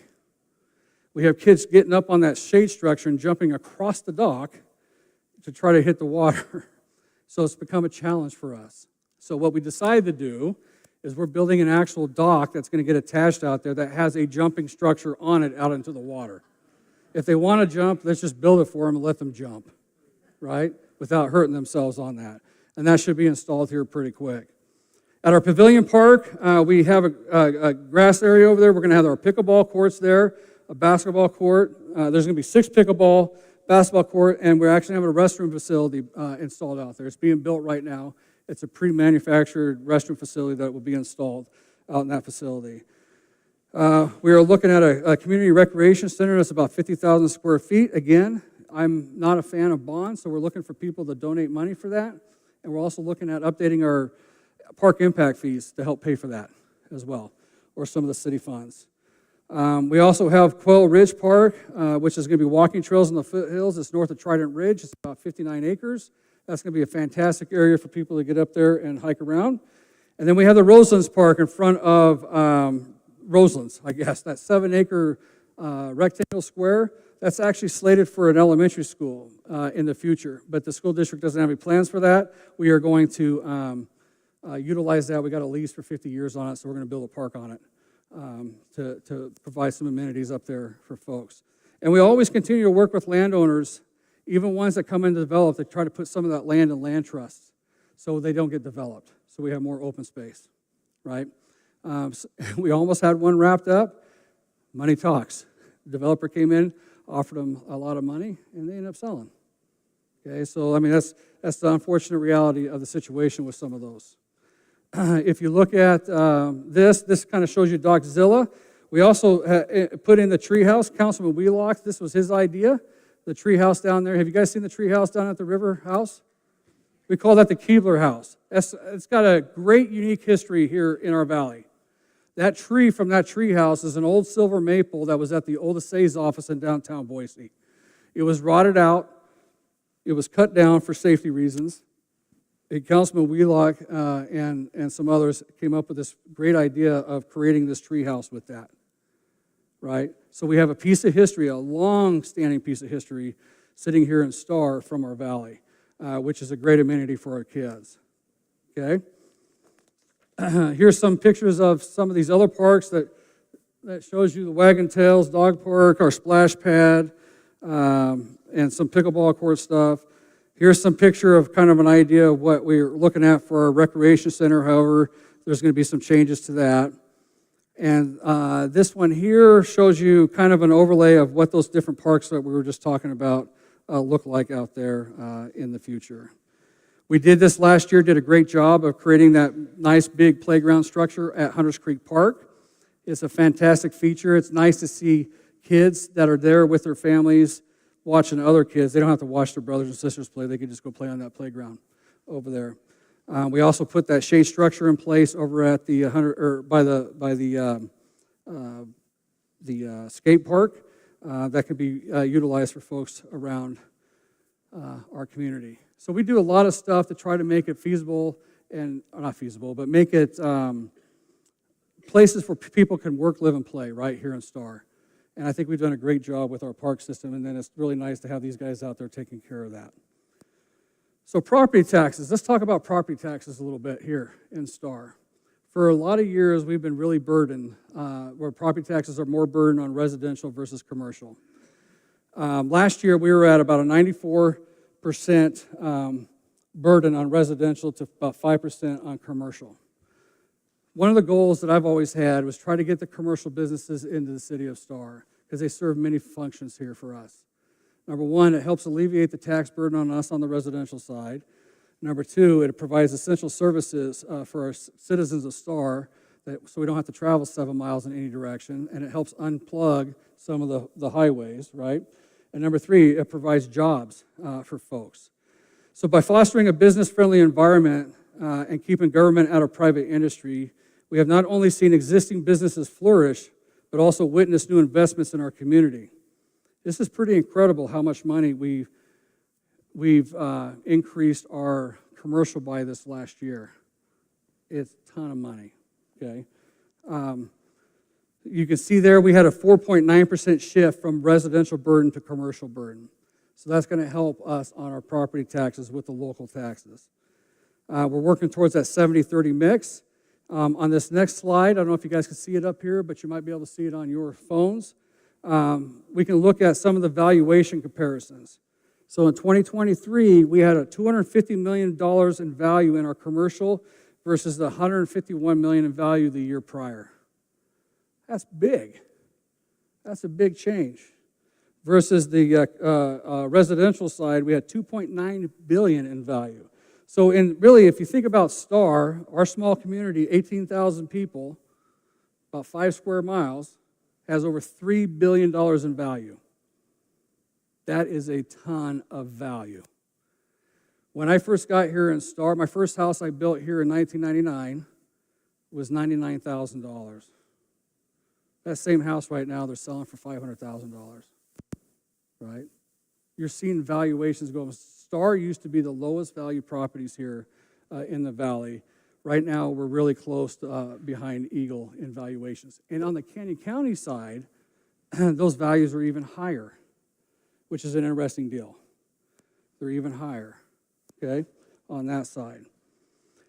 If you look at, there's some stats for you to look at on the City of Star valuation tax table on the lower left.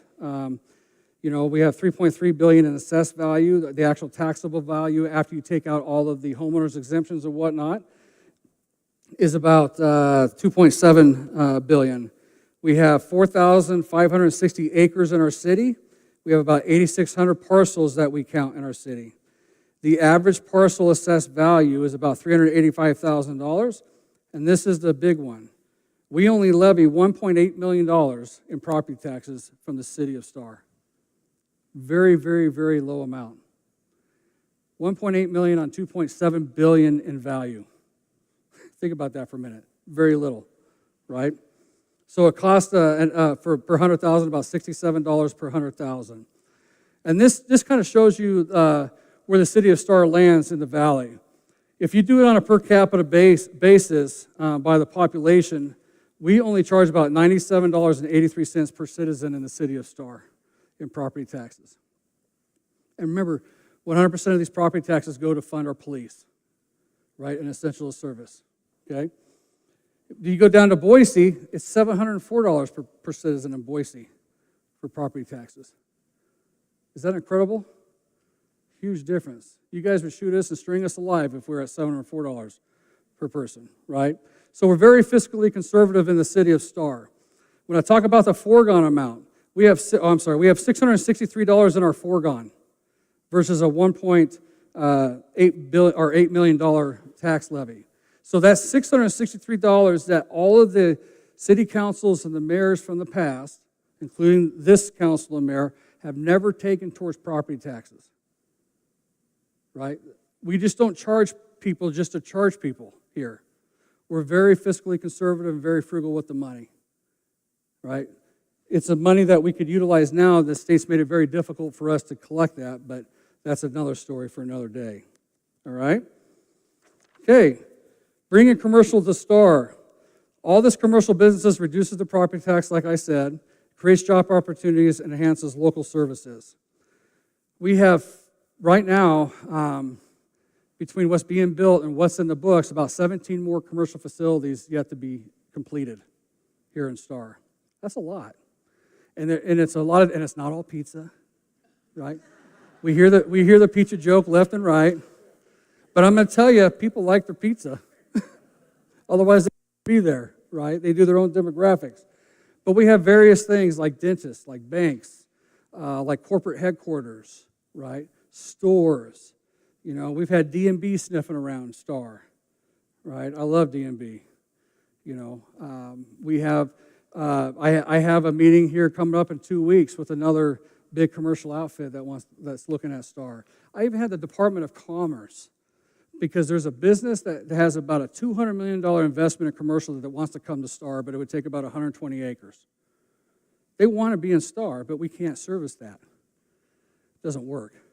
So those are some things that we just have to say, no, I'm sorry, we can't do that. I appreciate you wanting to come here, but we can't do that, right, here in Star.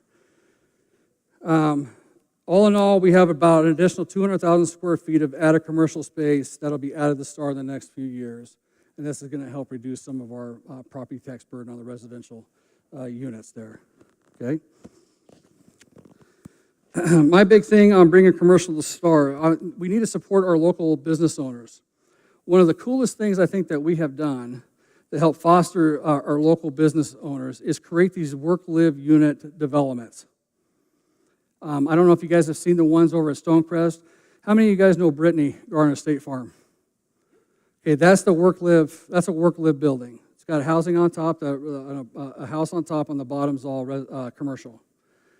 Those provide opportunities for people to bring in their homegrown businesses and service the community.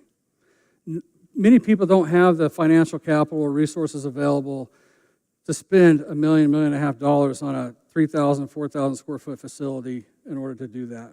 It's just not available right now. But every single one of those work-live units that this was a thing that we did a couple years ago that we really were like, well, let's try this. Every one of those units is spoken for, even the three of them that are currently being built. So that says a lot for the small town local businesses. My big thing, the only way for our small local business owners to be successful is to support them. I'm going to, again, say, try to refrain from posting 1 or 2 bad experiences on social media. Most of these owners would love to hear from you directly so they can improve their business. It's nothing more disheartening than to see people be a keyboard warrior on social media and really try to take out a small business. Everybody wants small business, local small businesses to come, then support them, even in their downtime, because we're all not perfect, not by any means, right? We want to see all of our local business owners. If you have an idea, a business that you want to bring in, I strongly, ask you to come and reach out to Sean Nickel or Ryan Field here in our office so we can try to find the best place for you, okay? If we look at the bringing commercial to Star, the taxable value. Okay, 2023, we have $250 million in taxable value with 527 acres in commercial and 201 parcels. Back in 2020, we only had 170 parcels, 388 acres, and 80 million in commercials. So you've seen in those 3 years or 4 years, the commercial guys are coming to Star, right? They want to be out here too. And it's great, I think, on there. Okay? Volunteer committees. We have a pretty robust volunteer group that helps out in the city of Star. We have our Mayor's Youth Council. I don't know if they all went home. I don't know. Are they still back here? No, they took off? Okay. They hopefully they're doing schoolwork, right? We got Mayor's Youth Council, a bunch of teenagers. So if you have a teenager between 14 and 18 in high school, come be part of this the group. They learn a lot. We take them down to the Capitol. They get to meet a bunch of different folks. We have a Transportation and Pathways Committee. Again, they do a lot for us, and they're a bunch of retired folks that are very, very brilliant in their thought processes on helping create our transportation network and our roadways and our maps and working with these different agencies we deal with. Our Parks, Art, and Beautification Committee, my goodness, you want to talk about one of the most active committees that's out there, right? They do a ton out here in the city, right? Coming up, I think here in November, they have a Make Star Shine Day coming up. Man, volunteer for that. You'll see myself, you'll see the council out there picking up trash along Highway 44. I always hear how people don't like what happens in California with trash. Well, this is your opportunity to make sure it stays clean. Help us pick that stuff up. They do stuff like Art by the River. They've done, what else we got? My mind went blank. What? Oh, the banners. You guys see the banners, the military banners along Highway 44? It's a fantastic idea, right? I love it. I love supporting all the military on there. And then we have our hometown celebration committee. Can you imagine what it would be like if we didn't have those guys? They have to deal with me and my request for more fireworks every year on that. They do a great job, and that's led up by Miss Dana back there. She helps out with that. And then we have a big Veterans Day event in here as well. Last year we honored all the Vietnam veterans. This year it's going to be all veterans with a big potato feed in here on November 11th. Okay? And then we have the Historical Committee. It's a new committee we put together. It's been a desire of mine for quite some time to make certain that we preserve the historical nature of our city with all the folks that we have here that we're starting to lose. And they did a great job of putting together the first phase of a video oral historical project. It's actually sitting in City Hall right now, and tomorrow evening, I believe, right, Dana? Tomorrow evening, we'll have some of the folks that spoke on this video, and you could come and listen to it and watch it. And it's the good old, what's it called? Good old hard days of Star, I think, is how they label it. And it's just funny listening to some of these guys. And it's all the old characters like Hank at Star, Sewer, and Water, Jack Kirtley over here at the Merc. You know, they grew up here. They were raised here. I had an aunt and uncle that had a place here in Star back in the 60s and 70s as well, right? But you get to listen to all this oral history of these folks from back in the day and what made Star Star. And that's cool stuff that we're preserving here in the city. So I would encourage you guys to come out there and take a look at that. Oh, here we go. I forgot to put this in here. I think I put it in the last minute. But that's kind of like the video board that we have there talking about this different history. So preserving the history and roots of Star is essential to maintaining that hometown feeling that we have. Our history is the basis of who we are and is reflected in the kind and hardworking and patriotic people that founded our city. Right? And remember, we were founded two different times. 1997. How many of you here were in 1997 when we were founded? Well, you weren't here in Star, Ryan. He was in CUNA. One. And myself. Oh, and Lonnie. So 3 of us. 1997. When the city was founded here at that time. And remember, no matter how frustrated you are with growth, you need to understand that in 1997, when the city was founded, it was founded on the principles and basis that it was going to grow.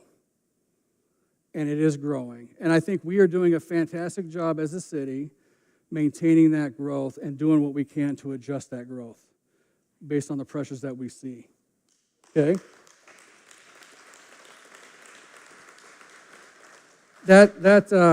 We have service organizations that are fantastic. These guys do so much for our community. We have the Star Outreach, guys. The Star Outreach, it is incredible the number of folks that these guys serve every Tuesday and Thursday out by City Hall, right? So if you guys know folks that can donate money or time, help them out. We have the Star Chamber of Commerce that continues to grow with all the businesses that we have. We have our Star Lions Club that's out here.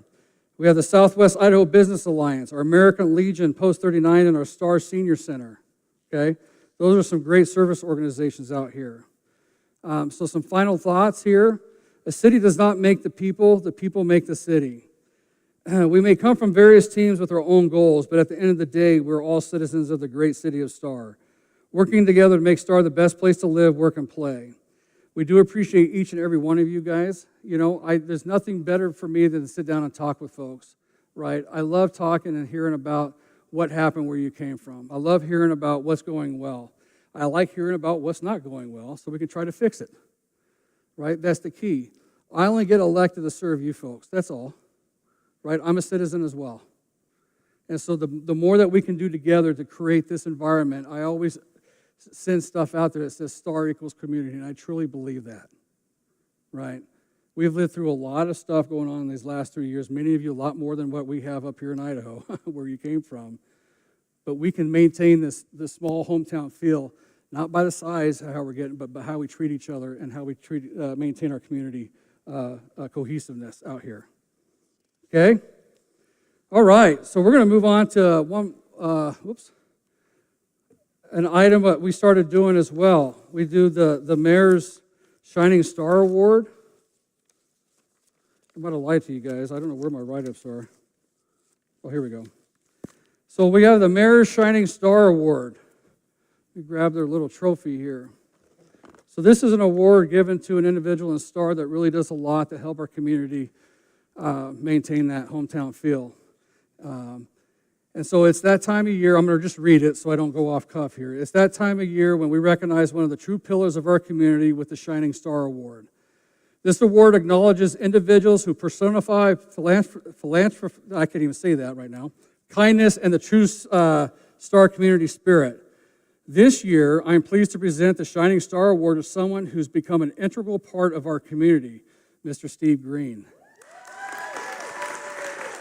Is he still here? Are you here, Steve? Well, get up here. Don't just stand there.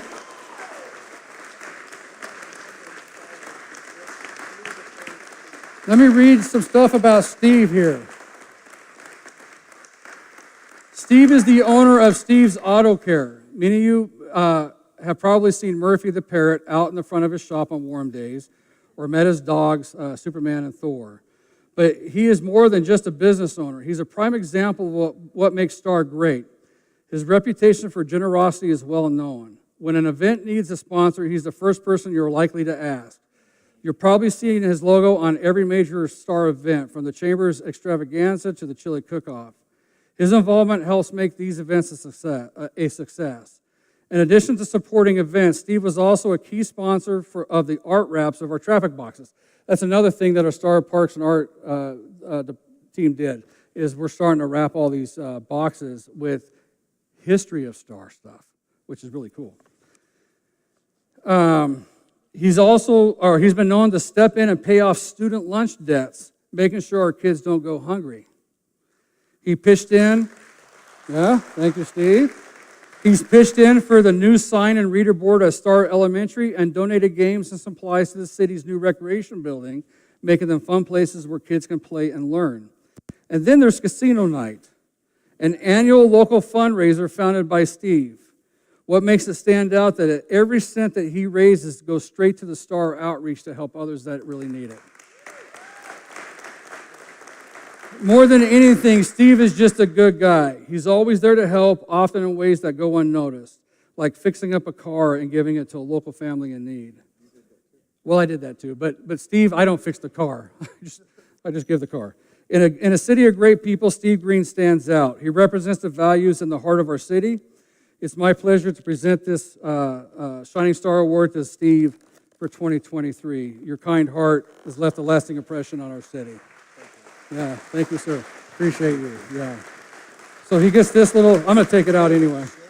Yeah, but he gets this Mayor's Shining Star Award presented to Steve Green right there. Cool? Thank you. Did you want to say anything? Hey, hang on. I think I got a microphone. No, well, we're gonna, I get yelled at for speaking in the mic. You're gonna speak in the mic. I don't know how it works though. Let me turn it on. Okay, here we go. Yes, you go. There you go, sir. It's on.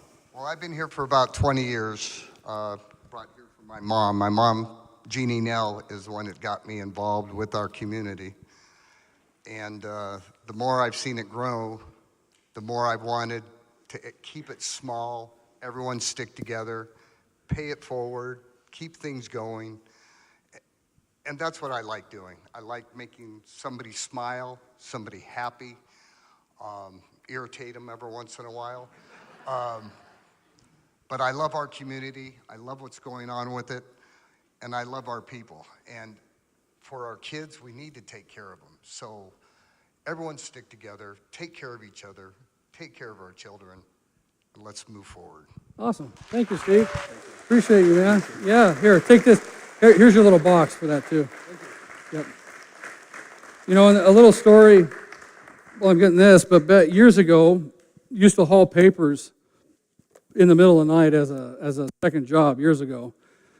And I broke down in my truck out in Mountain Home and got a hold of Steve, man, and he was like a godsend for me, especially when you're young and with a young family and you're trying to figure out how to make ends meet, and he fixed my truck at no cost at that time, which was awesome. You just don't see that, right? So I do appreciate that a lot, Steve, and everything that you do for our community. We also have what's called the Mayor's Rising Star Award for our youth.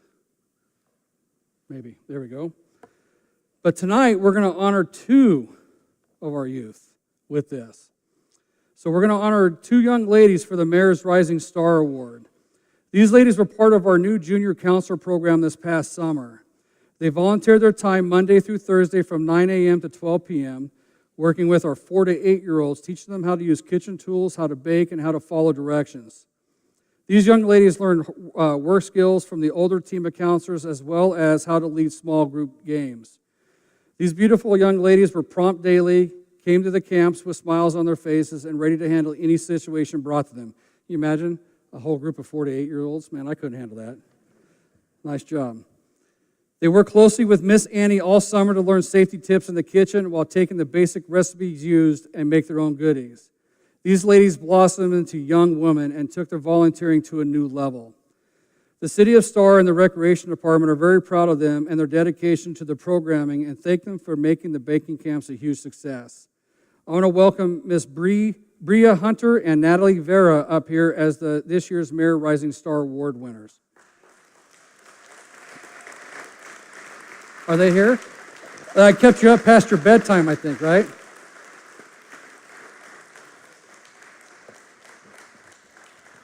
This is great. So we got Miss Bria, right? There is yours, young lady. And Miss Natalie. Thank you. You're welcome. Do you guys want to say something? Oh, come on. Speech? No, I get it. That's all right. So Miss Bria is 11 years old, attends Galileo STEM Academy. She has a passion for music and dancing, right? Yeah? Oh, no, right? I got to go to the right way. A little kid's crafting and art. She loves to volunteer and helping out younger kids, and she likes to meet new people and getting to have new experiences. Miss Natalie, your Star Middle School, a 6th grader, right? Dances since the age of 3. Really? Awesome. And started competitive dancing at the age of 4. Her favorite dance style is contemporary. She did make the top 10 in the Miss Dance Idaho competition. Fantastic, right?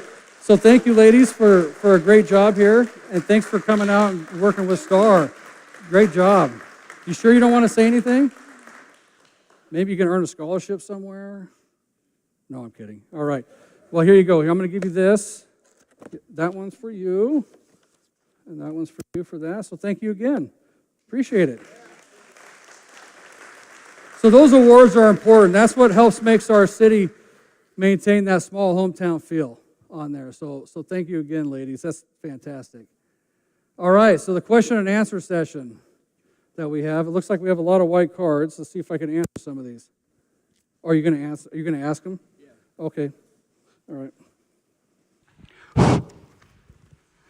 All right, Mr. Mayor, I'm going to throw you a softball first, get you warmed up here a little bit. What is the building on the southwest corner of Highway 16 and State Street that looks like a hotel? That looks like a hotel. It's the other one. It's not the Greylock building. Yeah, different building this So year. the one that's on the southwest corner, that is actually a senior living center that's over there, that's being built, which is a good thing because we do need that. It's amazing how many people in the city of Star have elderly parents that they're trying to get into some locations here, and that's going to serve a vital need for us here in our community. Excellent. I talked to Amber. She's got you on the list, Mr. Mayor. She got me on the list? Yeah. Great. The next one here, this is a great question. There was no name on it. I wish there was, so I could cite it. It's a two-part question, Mr. Mayor. What would you consider as your most significant achievement thus far as mayor? So well, I'm going to tell you, I don't like talking about myself. That's a hard thing, but I'm going to say my biggest thing is leading us through the COVID pandemic. Being a brand new mayor back in January of 2020 and dealing with the challenges that we faced at that time frame and the uncertainty, I reflect back on this a little bit. At the very beginning, it was Armageddon. We had no idea what this is all about. None. And then when I started seeing data and results, I kind of bucked the system a little bit with our council, right? And we just kind of took a stand, and our city prospered for that, right? We actually we did the least in our valley and had the least infections in our city. Go figure, right? So with that has created other challenges for us, the growth challenges, right? And so coming up with different funding solutions to help fund these different things, it kind of falls in line with that, because the reason we had to come up with those is because of what happened there and created people to move here, right? So I don't know. Oh, I don't know if that was a good enough answer. I think that's a good answer. All the businesses were able to stay open in Star during the pandemic. I think that was huge. The second part of this question says, what do you see as Star's most difficult challenge, and how do you propose to address it? So the biggest challenge I still feel that we have is our transportation issues that we have as a community. I mean, we're set well with sewer, water, we're set well with power, we're set well with gas. Transportation is a challenge. Transportation in schools, I guess. So on the transportation side, it's to continue work with our agencies that we're so reliant on to come up with plans and come up with solutions to help get Star service before others. It's being selfish, right? Work on Star, and then we work our way out. On the school side of it, I would like to see the state utilize, this is things I've been pushing, try to utilize some of the excess cash that we've seen. We had $1.5 billion of excess money. You could have spent $500 million of that and paid off every school bond in the state of Idaho. That would have reduced everybody's taxes like that had school bonds. And then utilize some of that money to create a funding mechanism to pay for new schools. To me, that would have been a simple solution, but it wasn't the priorities at the time of the state. So those are things that I think that we can work on to try to help continue to work with the state to come up with funding solutions and stuff like that for the critical needs of our youth and for the mobility of our city. Oh, absolutely. This question's from Jody. Thank you, Jody. You touched on it a little bit, Mr. Mayor, but it says, will Star have a Veterans Day ceremony? So will you talk a little bit about what we do on Veterans Day? So our Veterans Day ceremony that we do is our Veterans Day potato feed here at Life Spring Church, is what we do, honor all veterans out here. We haven't put together a Veterans Day parade, if that's what you're asking. I don't know if that's something that we're going to do in the future or not. I know Boise has brought theirs back, and almost all the cities participate in that one as well. I wouldn't mind having it. I would just love to have flyovers and stuff like that on that day here in Star, right? I'm an Army guy, so I'm an Army veteran, so I like all the shoot 'em up, bang, bang kind of tools that we have out there. Yeah, I think you just want more fireworks. And that's why I like fireworks. You're right. Yeah. So this is not a question, but a comment, and it's near and dear to my heart. And it's from one of our of the American Heritage girls, and I agree wholeheartedly. And it says we should have treats at the end of this event. Yeah. And I don't know who this young lady is, but I love her already. I was asked at break what happened to the cookies by my And marriage it says, how about we have some people from the American Heritage Girls bring them so that people can snack on the treats at the end of the event. And so I talked to a young lady with the American Heritage Girls, and I said, thanks for signing up next year. That's and right. she laughed. You signed up. You're going to make them. So we love our American Heritage Girls. Yes, those are... Mr. Mayor, this is a great question. We've talked a lot about how we're going to fund new officers and firefighters. So the question is, how will we continue to pay for the new officers when the housing slows down? So the key to that right now is with the state only allows you to increase your budget by 8%. So we're going to take the maximum 8% every year through the new construction. The new construction doesn't impact any of the current residential. It's all adding the new construction rolls to our tax rolls, right? And so that's going to help us build up that fund for that as well. We do also have we have a nice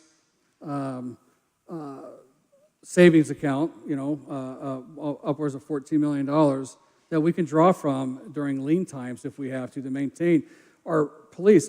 The biggest reason why we use property taxes to pay for our police, that's the only guaranteed source of income, unfortunately, right?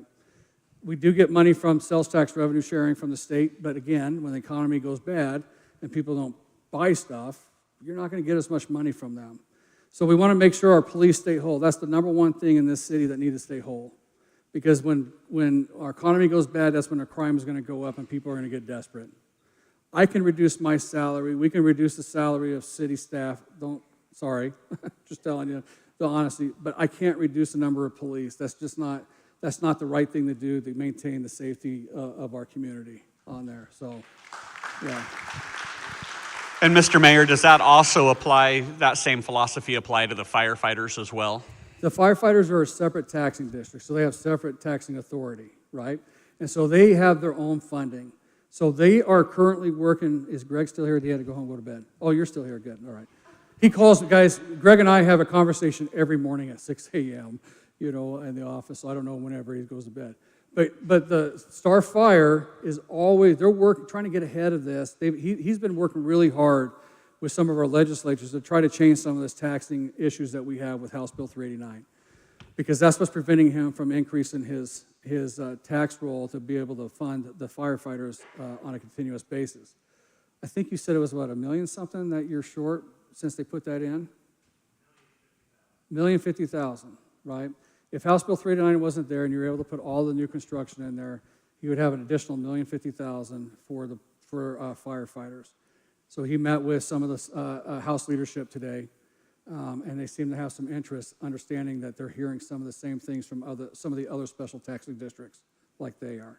So I think they're going to be able to maintain. I think it's going to change a little bit. They're not going to be able to go back and collect that $1,050,000. I can almost assure you that the state won't allow that to happen, but it'll allow them to try to get as whole as they can moving forward on there. Mr. Mayor, you've talked a little bit tonight about safety and our kids and accessing the streets and sidewalks. This question is, why isn't there even one pedestrian crosswalk by the skate park? Yeah, that's a good question. It's because that's the place we play Frogger. No, I'm kidding. We've talked about this. That shows how old you are. Jennifer has talked to me quite a bit about this, and we're trying to get that set up where we even get a hawk light over there to get kids across the street. With that, we're also trying to get a hawk light down, is it Hidden Point? Which is the one that goes by the skate park? By the splash pad. Whichever the road that Meadowbrook? Hidden Brook. Hidden Brook. There's so many brooks and all that. So Hidden Brook, we're trying to get one there along Star Road as well because of the splash pad and everything going on, that we're going to get people across that street safely as well. Yeah. Oh, and Star Middle, that's coming though. Yeah. Oh, good segue. I forgot about this. We applied for a grant several years ago, and we were able to utilize this and just out of the blue receive this grant. No forewarning, which is good, I guess. But we are able to put in a pathway to Star Middle School from Floating Feather. We've been working on this. I've been working on this for years, right? Miss Judy with the Star Cemetery there's going to give us an easement to allow us to put this 10-foot pathway along the cemetery.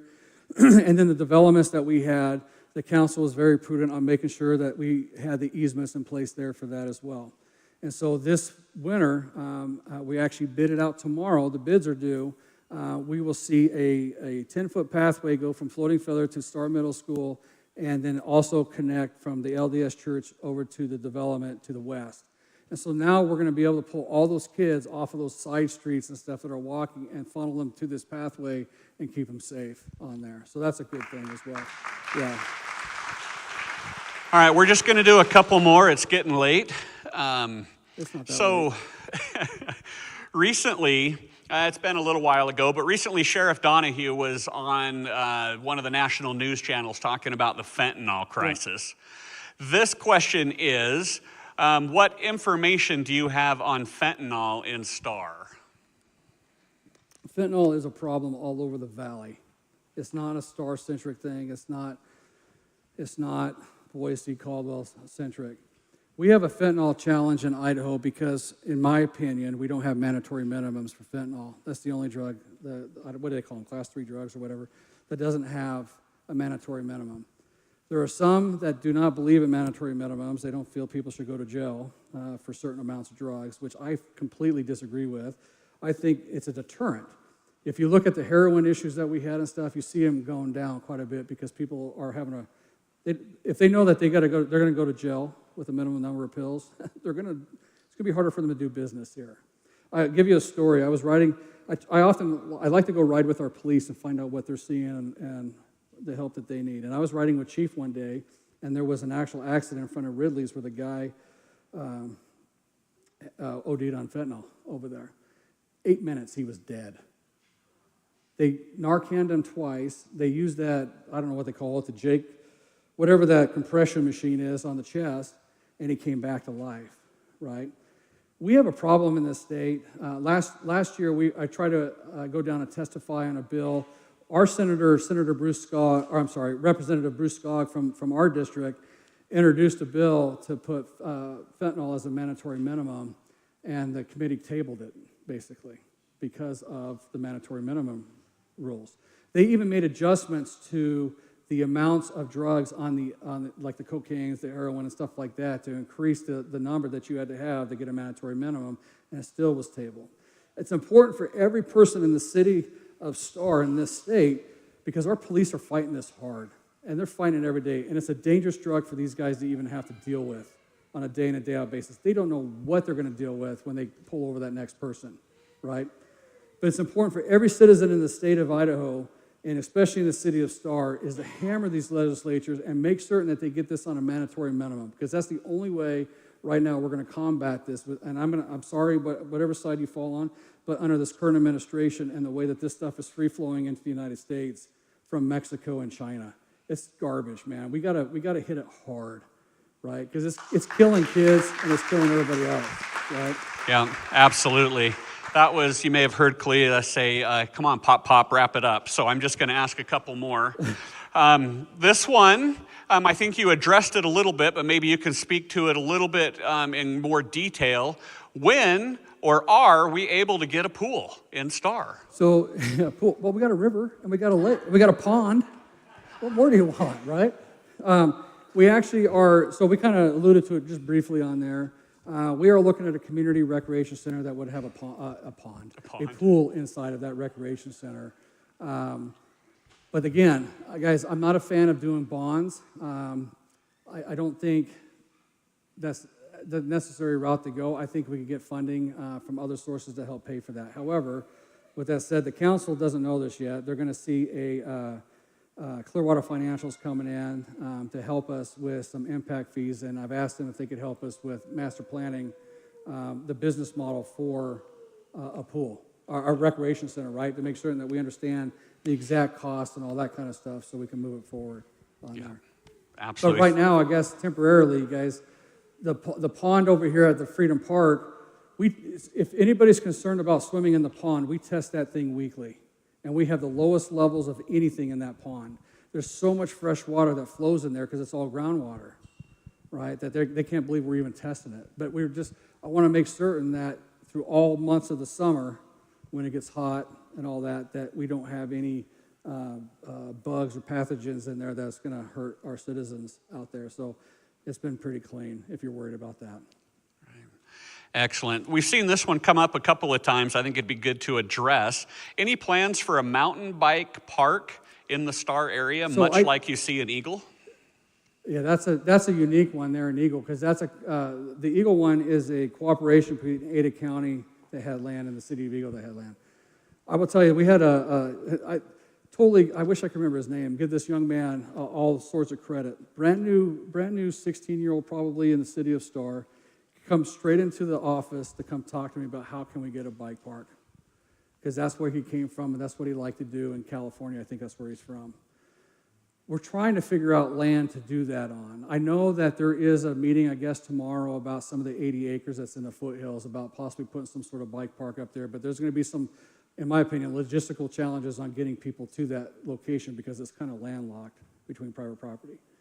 But we're trying to find some area so we can create this bike park because it is a thing. There is mountain bike racing teams at the high schools. There's mountain bike racing clubs, with all these youth, and I think it's important if we can try to foster that a little bit. The more you can get kids outside doing this instead of this on here, or this out there is better for everybody, right? So the more activity, the better. I'm sure those were candy cigarettes. So we're not going to be able to get through all the questions tonight. Those that we don't get through, just so everybody knows, we will address them. We will provide answers and post those on the website. One last one here, and I'd like you to address this, Mr. Mayor. It was recently, there was a post on Facebook, and it had to do with some property that's off of Highway 44 west of 16 that was the old mink farm that looks old. Yep. Could you address a little bit about why it looks the way that it does? It's county property, so the city of Star can't dictate what happens on that property, number one. I guess my thing is, do I be politically correct or not in how I say this? Yes. Yes. I guess my thing is we move away from areas that are very heavy very heavy-handed, and the government is heavy-handed, and you come to an area that is very big on private property rights. It's very hard for those of us that have been in Idaho forever to start dictating to others, especially when they're not in the city, to do certain things with their properties, right? I don't think that's right. I think you let people be private property owners and let them take care of their property how they see fit. There's going to be a time where they're probably going to sell it. It's going to get destroyed. We're going to go the opposite direction. Everybody's going to be frustrated that property developed. Well, the more you beat that person up, the more likelihood they're going to sell it if they want to get away. And it's going to develop into something else. I get it. I totally get it. And we do have certain city codes that we put in place to protect that because no one wants to see the trash and stuff all over the place. And we work on those things. However, it's also easy as a community to say, go knock on the guy's door, hey, do you need help? All right, instead of trying to bust them down, go ask them. Be a community member. Say, hey, do you need help to clean that up? Right? Because I'm more than happy to help somebody if they need help with that. Thanks, Mr. Mayor. We'll get I'll sit down with you over the next couple of days and get answers to the rest of these questions. So that'll wrap it up for tonight. So real quick, guys, just a special thank you that we have up here. We have Reed Blackburn and Bruce Bullion in our community that does a lot of aerial photography for us and videos. The Ada County Sheriff's Office and Assessor's Office and the Star Fire Protection District provided us with a lot of data. Life Springs Church here, American Heritage Girls, American Legion Post 39 and Post Commander Fred Webb, and the entire staff of the City of Star for your endless work and for going above and beyond. Guys, we have one of the smallest staffs in the valley running our city, and they do a great job, and they take on many hats. So I just thank them for me when you can. Please understand, because of how busy we are, they don't always answer their emails right away, but I hope they get back to you in a timely manner. That's the key. It doesn't always work, but that's the key, or that's the goal anyway on that. Is that it? It won't do anything? Okay, I guess that's all of it. So just one last thing, guys. Thank you so much for coming. I don't know if you learned anything or heard anything that you liked in here, but my door's always open. I'm always willing to meet with everybody. you guys, most of you guys, I think my cell phone number is out there on about 5,000 mailers, so you guys can call me anytime you want if you have a question or whatnot here for the City of Star, or anything for that matter, because, I try to work with everybody as much as I can. I will tell you, as a city, just going forward, we are very well positioned with a lot of these agencies for our forward thinking that we're doing, and the fact that now I'm the chairman-elect for Compass, which is our regional transportation planning organization. I'm also the vice chairman of the finance committee of Compass, which is going to help us. I'm on the National Association of Regional Councils now because of all this, that helps get funding for us on different things, right? And also on the Treasure Valley Partnership, I'm the vice chairman for that and chairman-elect. And so we got a lot of opportunity to really drive a lot of things for STAR. So if you have some ideas and thoughts, please let me know so we can try to move this stuff forward here in our community and make our community even stronger and better than what it is today. Okay, so thank you guys. Have a good night. Appreciate you all. And stay safe out there, right?